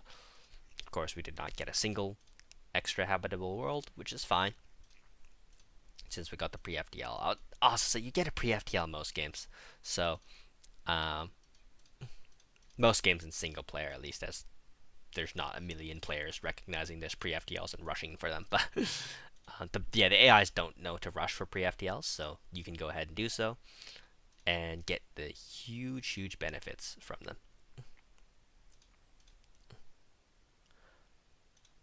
Also, taking a look at this, 20 artisan production now with no ring. Very nice. Um, this arc furnace is upgrading, so don't forget to set the automation to actually take advantage of it. One thing I will say is you don't need to worry about armor too much against AIs. If you have disruptors and they don't, you win. Doesn't matter what other things you have on your ships. I'll show you guys a good ship design. This is also actually good in multiplayer against noobs. Um, so what you're gonna do is disruptors and everything. Wow. And level 1 armors, level 1 shields. Why do we do this? You can even go naked, but I wouldn't really recommend it. And the reason why this wins is it also, if you have hardening of any sort, shield or armor, always put it on. I'd usually go double. But since we don't, we'll probably go triple afterburner here. We have plus 9 power, so just enough, which is nice. Chemical thrusters and picket computer. And the reason this is good is the game thinks these ships aren't very good because the armor and nano composites look weak. And when newer players see this, they'll come and attack you. And your 20k fleet will always beat their 20k fleet. And it'll probably beat their 30k fleet because disruptors don't care about armor and shield level. And if you're fighting anything except disruptors, disruptors win. So, there you go. Also, the meta war philosophy is hit and run. It is super annoying to play against hit and run. This basically means your ships keep disengaging, and it's a little bit annoying to use. um, but where is the freaking war philosophy? Or the freaking... I hate this menu, by the way. I genuinely hate it. I've played this game for thousands of hours, and I forget which menu things are in. Somewhere here, there's a war policy that's about engagement, aggressive interference. Where the hell is it? Oh my god. I give up. Okay, whatever. Wherever you can change that to hit and run, it's somewhere.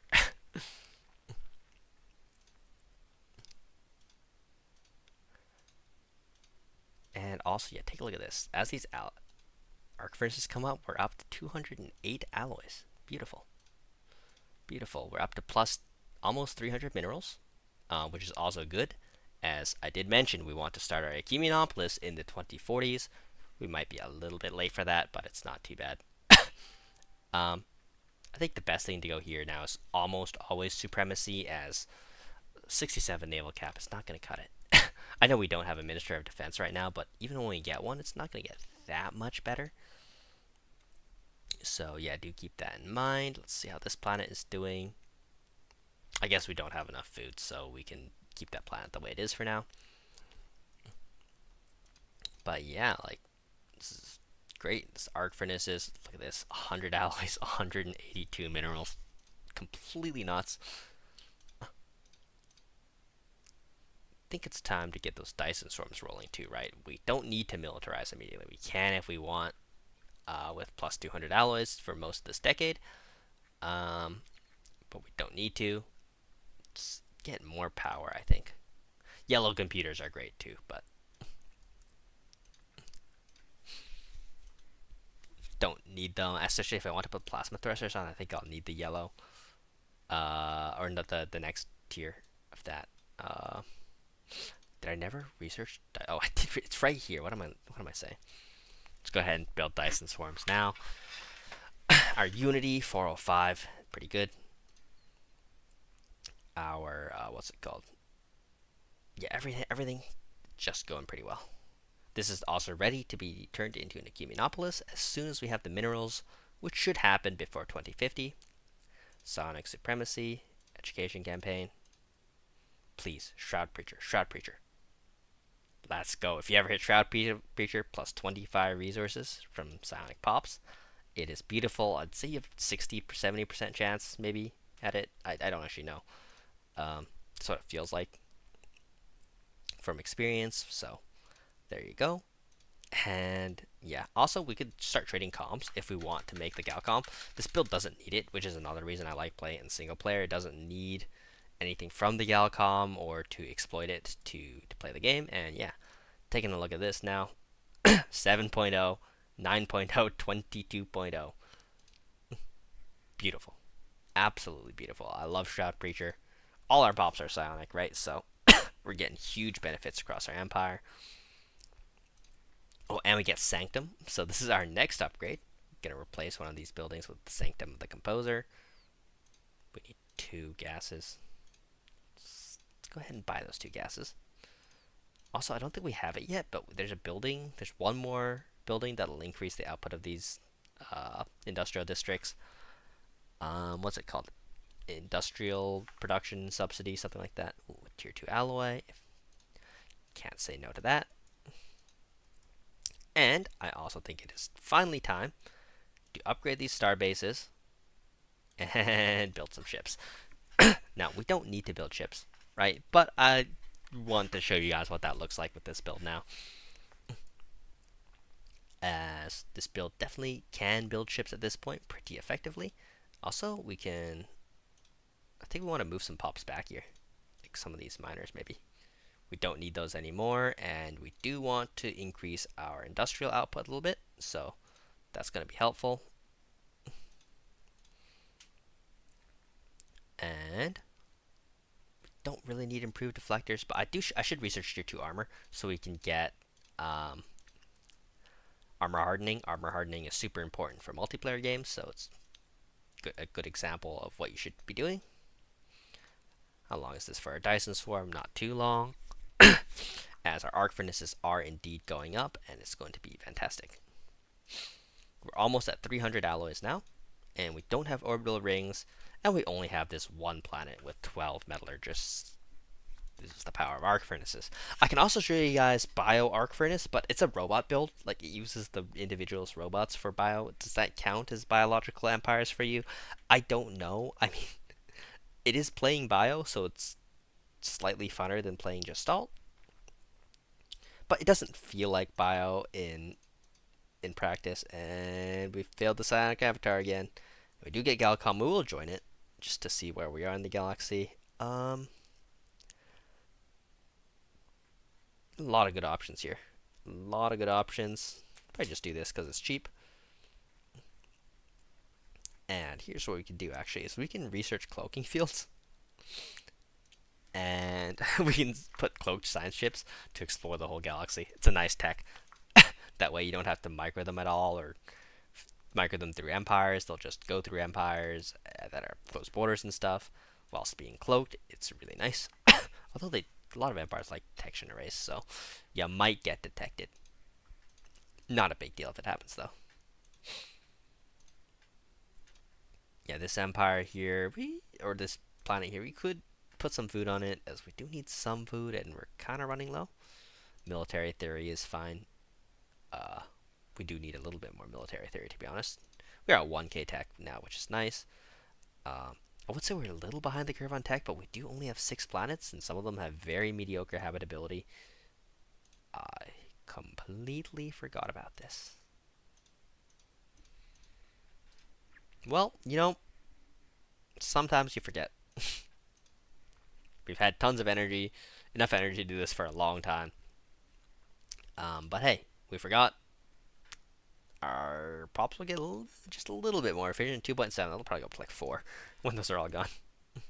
So that's really nice. Um, we also never really want to get rid of all of these because it's our main source of moats, and moats are great. So might as well have one moat and the minerals from those jobs. That's a pretty efficient job, to be honest. Yeah, we have 310. Yeah, we have 310 alloys per month now. Pretty good. Pretty good. So that's nice. That's 1K every 3 months and a bit. Like, also, since we're not in a rush to do our tradition tree, let's just ascend our capital as much as we can. Well, that's one ascension right now, but like the little microscopic edges really make a difference. When do we get tier 2 alloys? Soon-ish. Propose a resolution, guys. Let's try to burn some influence. Why not? Get the Galcom. It's just fun to have the Galcom. Honestly, the galactic market or community moves so slowly in vanilla. It's like a little bit annoying. Also, I'm gonna stay on isolationist. As well, I don't need the benefits of anything until supremacist.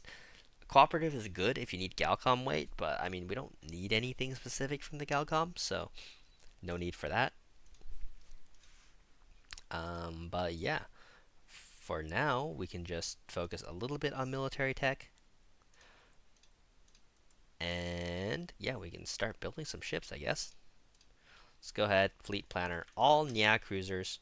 Once again, these are the terrible shields, terrible armor cruisers with all disruptors. They're way stronger than they look, I promise. And we'll definitely be able to build quite a few of them with this economy. Like, it is pretty good. Also, another thing you can do once you hit Galcom is you start randomly trading people like consumer goods, alloys, whatever you want to rush your EQ if you're mini-maxing for that. Say like offer trade deal, resources, volatile motes, sure. For minerals. No, not monthly minerals. They always say no to monthly minerals, but for flat minerals, okay. So let's go ahead and reduce this until they say it's fair. Right? So something like this, and boom, that's 4,000 minerals. I forgot one thing. I don't have the storage. I don't have the no. I'm so silly. Oh my god. Hey. You know, it's good to showcase that. Remember to build the storage before trading away your hard-earned resources for air.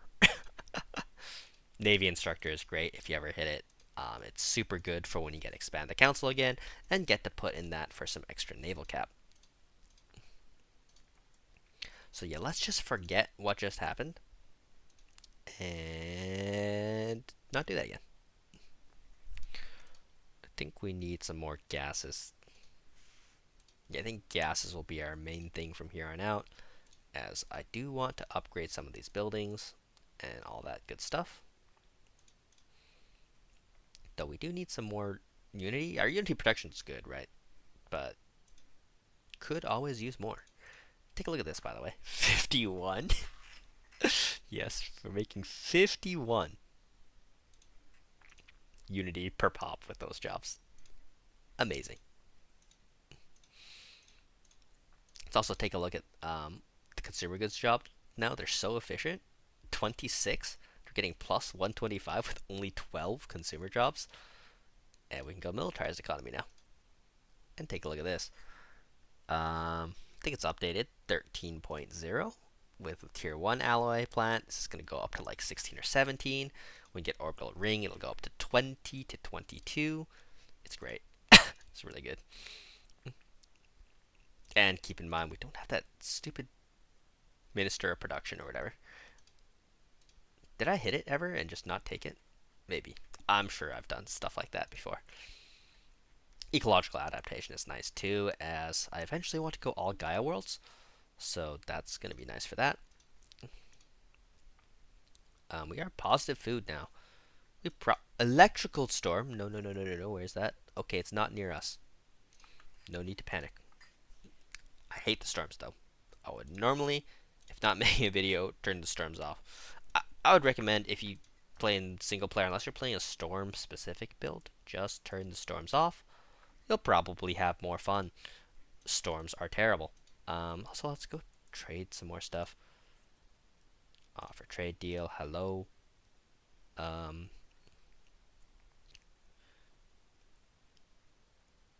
what am I? Motes? No, not monthly motes. They always say no to the monthly trades. Volatile motes. Minerals. Oh, apparently you have no minerals. Okay, let's find somebody who has minerals. Offer trade deal. Resources. Motes. Do you want motes? Not that much. Do you want to give me minerals? Yes, sir. Let's do that. I always like to leave it at like plus at least a few, so they usually say yes. And arcology project. There we go. Just before 2050. So 2060 we'll have an arcology. One thing you want to do before that is you want to queue some industrial districts just to get some cheap ones. These will turn into arcology or foundry districts, so you don't have to pay motes for them. That's always a very good optimization to make. I think I can finally designate these as refinery worlds, as that'll probably benefit me more than having them designated as colonies now. Colonies are nice because the free amenities, but don't think we'll need that. I need to get rid of this impassable mountain eventually. Ship build speed, damage to starbase is probably better. We don't need build speed right now. I'm just chilling, you know. We only have a 3K fleet right now. Let's increase that. I think we're a little bit bottlenecked on build speed right now. We can just build a crew quarters as well. We don't really need the building for that yet. The building for increased ship starting XP is what I'm talking about. It's always good, but we're in no military. We're not stressed for a military, right? So we can kind of greed our tax as hard as we can for economy. I always think that's worth it, by the way. I don't really want to destroy build patterns. Let's do plate steel armor. Also, I should have started this, but no unity, no alloys. Let's wait for that a little bit. Ecological building slots is good. Is building slot better? Honestly, planetary resurfacing is probably better. Just get rid of that blocker. We don't need build slots, particularly on any of these planets. Why is the good jobs not being worked? I hate it when that happens. We can also, we can like highly deprioritize mineral workers now. So let's get some tech on this planet. We're up to 1200 tech now. So we're just about keeping up with that 250 mark. I said that was good. It's honestly not that realistic to keep up with it completely, but as close as you can get is always nice. Down to 500 unity. We must have lost a little bit. One thing we can do is that is underrated is autocathon monuments. They're actually pretty good. But I would say the balance you kind of want is 2 tech to 1 unity. And we're about that right now. Honestly, a little more unity might be like by 0.6 or 0.7 unity per tech is a good thing to go for, as you want to finish the tradition tree around the same time you finish the tech tree, as otherwise you'll always feel like you're waiting for a specific tradition or something, or a specific tech, and this way it kind of feels balanced. They kind of go hand in hand. Also, see, this is what I mean. I always forget to turn off education campaign in the long run, so I wonder if it's worth it. But maybe at this stage in the game it is better to just leave it on, as the amount of energy it costs is not much. We also get our Minister of Defense in, bringing our military up a little bit. And we can also go ahead and take Favorite Society again. I love how there's just a revolving door of useful agendas we can take. Probably tier 2 afterburners here, or read the economy. Let's do that. That's funny. Also, on basically every starbase now, we kind of want to get it upgrading and going towards naval cap. as naval cap is going to be a big problem. Um, if you get anything except for Eater of Worlds, naval cap will be a problem. Also, if you do get naval Eater of Worlds, you have to declare war basically. Otherwise, your naval uh, cost is going to go crazy. If you declare war, it's half. Um, so, yeah, we didn't get Eaters, so that's not a problem. In case you don't know what I mean, it's when I formed a covenant and I got, I believe, instrument. I forgot already. Where does it even say what I got? Composer of Strands. My bad. Ooh, Sonic Shield Tech is good. Uh, right. So I got Composer of Strands. This doesn't give anything naval cap related, so our naval cap is a bit more of a problem than it normally is. But if you remember to upgrade your star bases and stuff and your anchorages, you'll have enough in combination with Navy instructor leaders. Of course, we don't have very many right now, but we can replace some of our council with more commanders as we get closer to finishing our tech tree. As right now, I still don't want to focus too much on military, as, well, honestly, no AI is going to declare war on us, and if they did, we would win when they're equivalent or even superior, as they have terrible tech. Um, I mean, their tech says equivalent, right? But their techs are going to be terrible compared to us. Um, yeah, and do keep in mind these are Grand Admiral AIs, right? And they're all already equivalent. Um, yeah, with these tech settings, the AI really struggles, so which is quite funny to be honest. I do like that the AI still actually has to do the text to get them. They're not just giving them for free. They're given an insane amount of resources for free, and they just play badly. But I really wish they made the AIs play a little bit better. I feel like there's no effort into making the AIs competent. Um, a lot of these Stellaris AIs, like even with the huge free resource bonuses, they just work clerk jobs with them, which of course doesn't do anything, and then they kind of suck. And a competent player can outscale them really quickly. Um, I would say really quickly to the point of uninteractiveness, right? Like, ooh, both are good there. I don't want any. I don't think any of my leaders are close to dying yet. Yeah, under age 110. But you know, if I don't see this, I'm gonna see this tech again in the next 10 years, right? So this is objectively better. Sometimes you forget and you just don't do it for like 10 years, and then your leader dies, and then you're sad, right? Um, but yeah, we want to kind of continuously push the age at which our leaders die up and push it back with techs, and hopefully you can roll the techs faster than the leaders get old, which actually is just barely possible if you're mega sweating, um, which we kind of are for tech, to be honest. We are kind of tech sweaters. I'm not gonna lie. And yeah, as you can see, we're passing 20k ships very soon. With edicts, we're probably already close. Oh, we get armor hardening. Beautiful.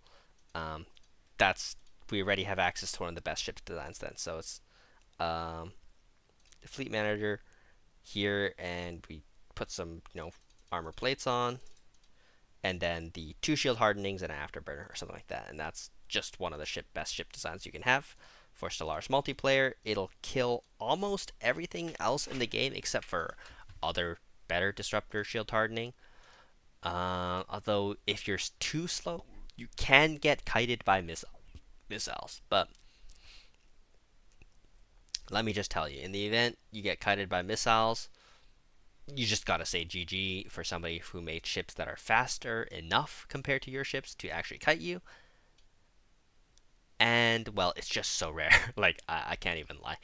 I can't remember the last time I've been kited by missiles as a disruptor player and haven't just immediately killed them, and they have to mess up. And they can't mess up in the sense, like, if your ships are really close to the hyperlane exit or something, and your disruptors get in range, those missiles will just get destroyed. I guess, yeah. Should I take psionic shields here? Ooh, we could. I do want to start taking these, right? As our habitability needs to be better, but we don't really have the thing for that yet. But what we can do is once we finish supremacy, we're going to take adaptability, and that will give us access to an agenda that'll give us the technology for ecological adaptation, no, for climate restoration. And climate restoration allows us to turn all our planets into Gaia worlds, so we no longer have to worry about habitability or that kind of thing. And the pop growth speed will be nice. And like lilies, but they're so terrible. Why are you growing so slowly? 3.37 is really gross. 3.3. Why are you 6? Oh, I guess the logistic pop growth is really high on these planets from having more pops. Yeah, that makes sense. Same with these two planets. It's really weird that pop growth speed scales on number of pops, so it's like the double positive feedback. Ooh, battleships or Star Fortress?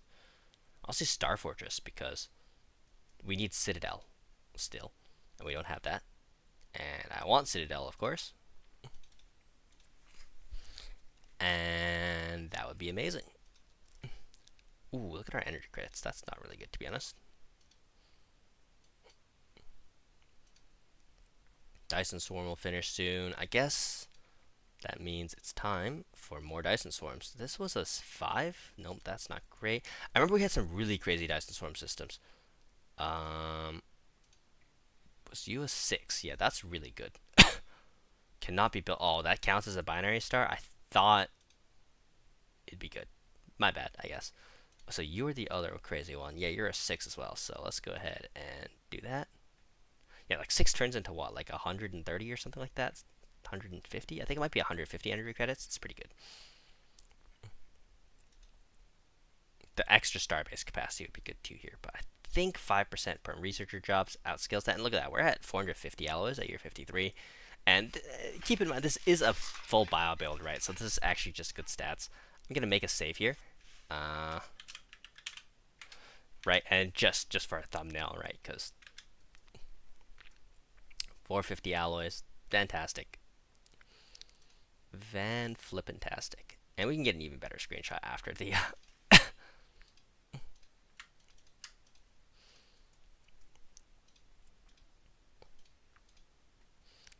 Yeah, like once again, this build relies entirely on not getting touched for the first long time in a game, right? But it still takes skill to capitalize on that situation. And I don't see a lot of players doing it, and also complaining that bio is really weak. And I agree, it's not as good as Gestalt, but it has upside that Gestalt struggles with, right?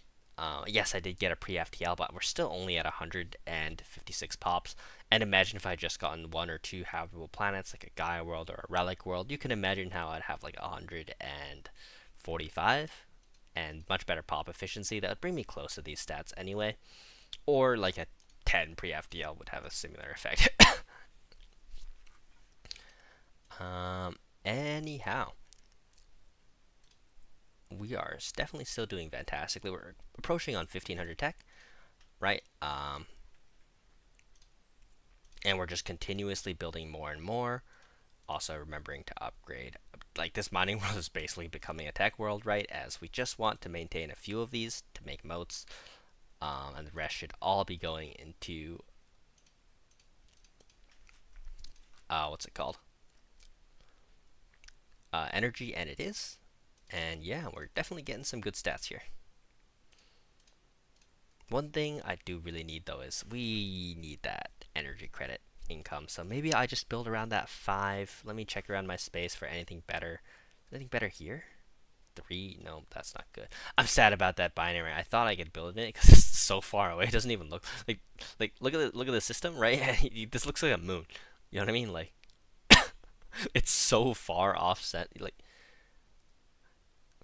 judging by the actual mass, looks like this planet should be like here-ish, you know, not. This is just like a moon. Like, oh man, great researcher, driven educator. So what I normally like to do is the first destiny trait of a scientist is driven educator, and then after that, everything is either brilliant shipwright or great researcher, depending on if I'm trying to rush megastructures or not. Megastructure is voidcraft, right? So Having more Voidcraft chance will make the chance of actually hitting your megastructures way higher. Also, Voidcraft are habitats, and what's the other thing? Rings, which are of course extremely important techs for scaling. So yeah, I would definitely not forget about those techs. Yeah, we need to get these Tyson swarms up. Our one energy planet is definitely falling off a cliff now. Um, it's struggling. It's struggling. So normally what we need to do at this point also is completely forgot about my cloaking. Hello, cloaked ships. You can go ahead and cloak and investigate. Absolutely, I should have done this earlier, by the way. I completely forgot about scientists. I usually completely forget about scientists, but I much prefer doing this once you get cloaking because you can set and forget in a way you really can't before you get cloaking. So set and forget some science ships to just research everything, eventually get to everything at least. And yeah, alright, we have education campaign permanently on now as well. I guess we can turn that off when we get real low on energy credits, which is honestly about to happen. I think we'll go brilliant ship right here. Chance for Voidcraft options plus 100%. Yeah, that will definitely be good for helping us rush megastructures, and we can just go great researcher for the rest. Or we can get like more than plus. Oh, we're on naval cap. That might be hurting us quite a bit. Let's fix that.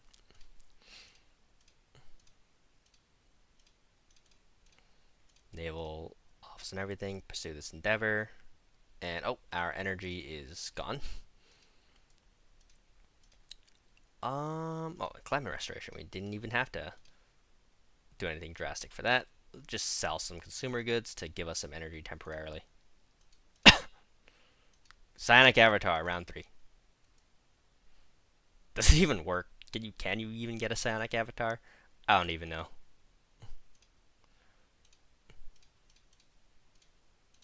Yeah, anyways, let's not think about that too much. Let's instead turn this into an anchorage. We just want anchorages on everything for some naval cap. And also, we want to take a look at our random world we have. Find the one with the most energy districts. It's probably this world here, isn't it? And this is now an energy world. So, there you go. And this is why you need generator districts as your main district type, as it is so much better than anything else. Also, we'll save this for Gaia worlds, right? As Gaia worlds are amazing. And once we take adaptability, we can focus all our unity into ascending our capital to make it just ridiculously efficient. We're at 18 alloys now. Once again, we still don't have rings, despite having this Giga Voidcraft focus. But also, as you can see, as we hit Destiny traits, we just get some really awesome bonuses. Like,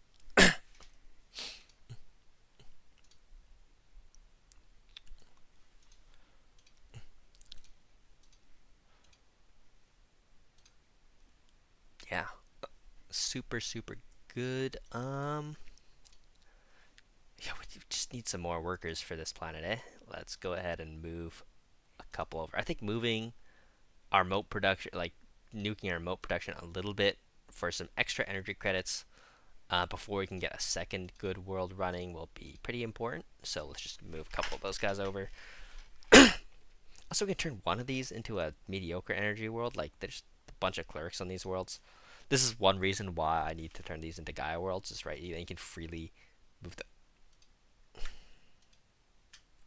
I really hate how they will willfully just move to any freaking job except for the single one you want them to.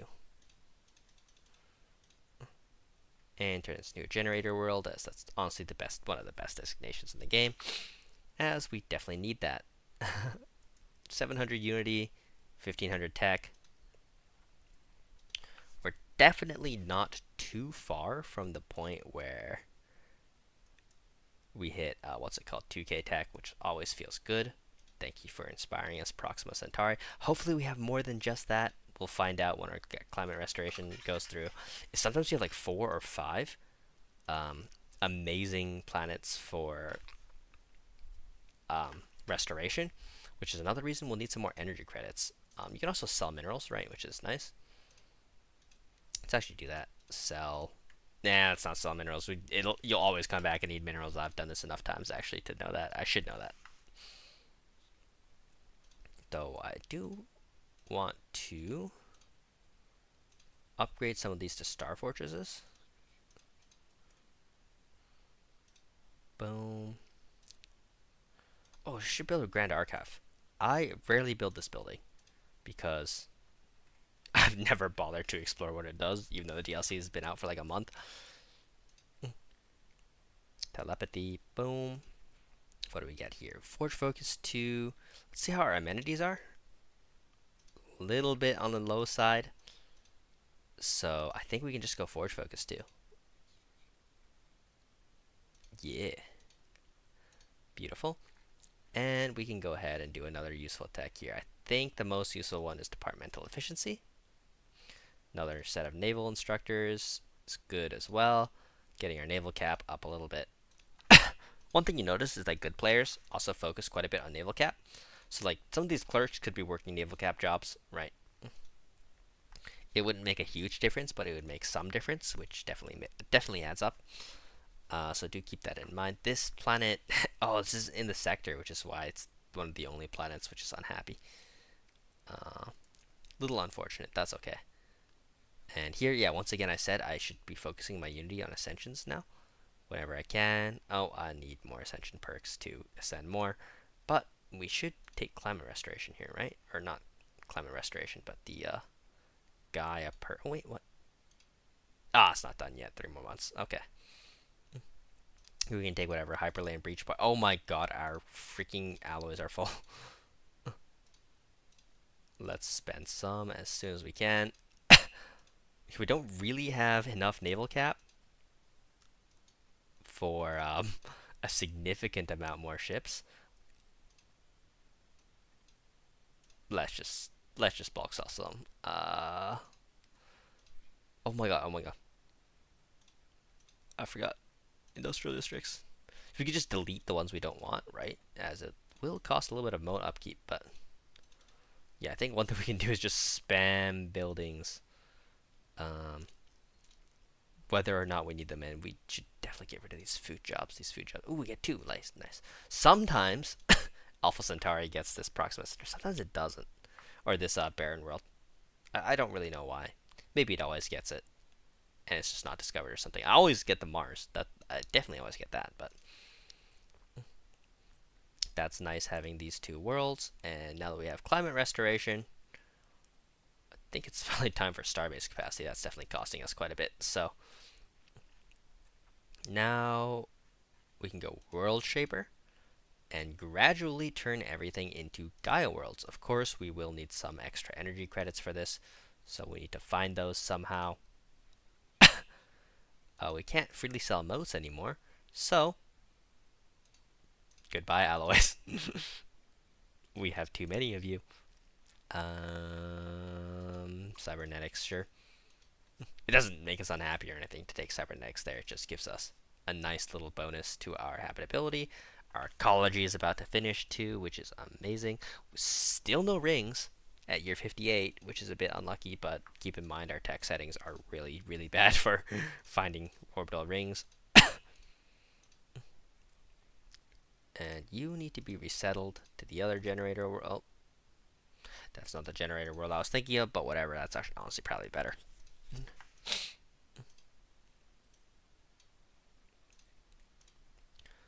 Baron, and let's start to reform. Let's reform the worlds that we don't have good habitability on into Gaia's first.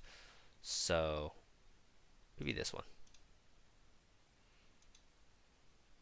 Or maybe we should have just done the planets with the most stuff on it. That's probably a better idea.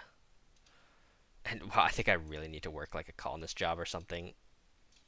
In the meantime, I'll build a couple city districts just for happiness, because that is a really unhappy planet. Let's take a look at what we got here now. Look at this, 25.5. That's crazy. I really want rings. That's like a really matter-of-factual statement, but yeah, I do really want rings. It's not wrong. No rings, no. Let's go and take something real cheap. Carrier operations. I know I want carriers eventually. Another Voidcraft slot. Maybe this will give us rigs. One thing I need to do is just build some more resource silos for these alloys. Of course, I do eventually want to build more military, but I'm stronger than most of the AI already, right? So it's like, I don't really need it. Um, if I want to, I can sack a tiny bit of unity to go supremacy. That's probably worth it at this point. That'll give us a little bit of extra naval cap. And that little bit of extra naval cap will also give us fleet management, the ability to spend some of our alloys without worrying about that too much. And we could probably also take some vassals. These people don't like us at all, dude. All my neighbors hate me. Wow, okay, I guess if we took vassals, it would just be through force. But that's not hard. Never mind. That would be a little bit difficult. How about you guys? Declare war. Yeah, okay. So we do have some neighbors we can just take as a vassal if we wanted. But once again, as in most of my videos, I do not take vassals, as it is too cheap and too easy in single player. It's a little bit too easy in multiplayer, and it's extremely difficult in competitive lobbies, and not difficult at all in standard um, multiplayer. So it's a bit like um, I would say inconsistent, right? So I don't really want to showcase something that is extremely inconsistent and not easily replicable. Um, so here we are. Anyways, yeah, what are we? 616 alloys. Yeah, we're negative 104 consumer goods, but that is literally 4 pops, right? Um, 250 naval cap, which, it could be much improved. So let's go ahead and improve that, right? And yeah, you can kind of see the power of this bio build. Now, we never did get rings in this video, and it's getting a bit late, so I will head out now. But hopefully you guys enjoyed this video and can see the power in bio builds. We're just under 2k tech now as well, right? So for year 60, having an Ecumenopolis and this is not bad at all. The Ecumenopolis will allow you to scale your what's it called, industrial output like nothing else. If you are playing in single player or multiplayer and have the Galcom plus AIs, you can always buy pops as a good way to get more of them. It'll be expensive at first, but it gets pretty easy after a while. Um, Keep in mind we also do have a lot of Dyson swarms that are still waiting to be built, right? So that will improve our economy or not. So yeah, hopefully you guys enjoyed. I'll see you guys next time. Peace.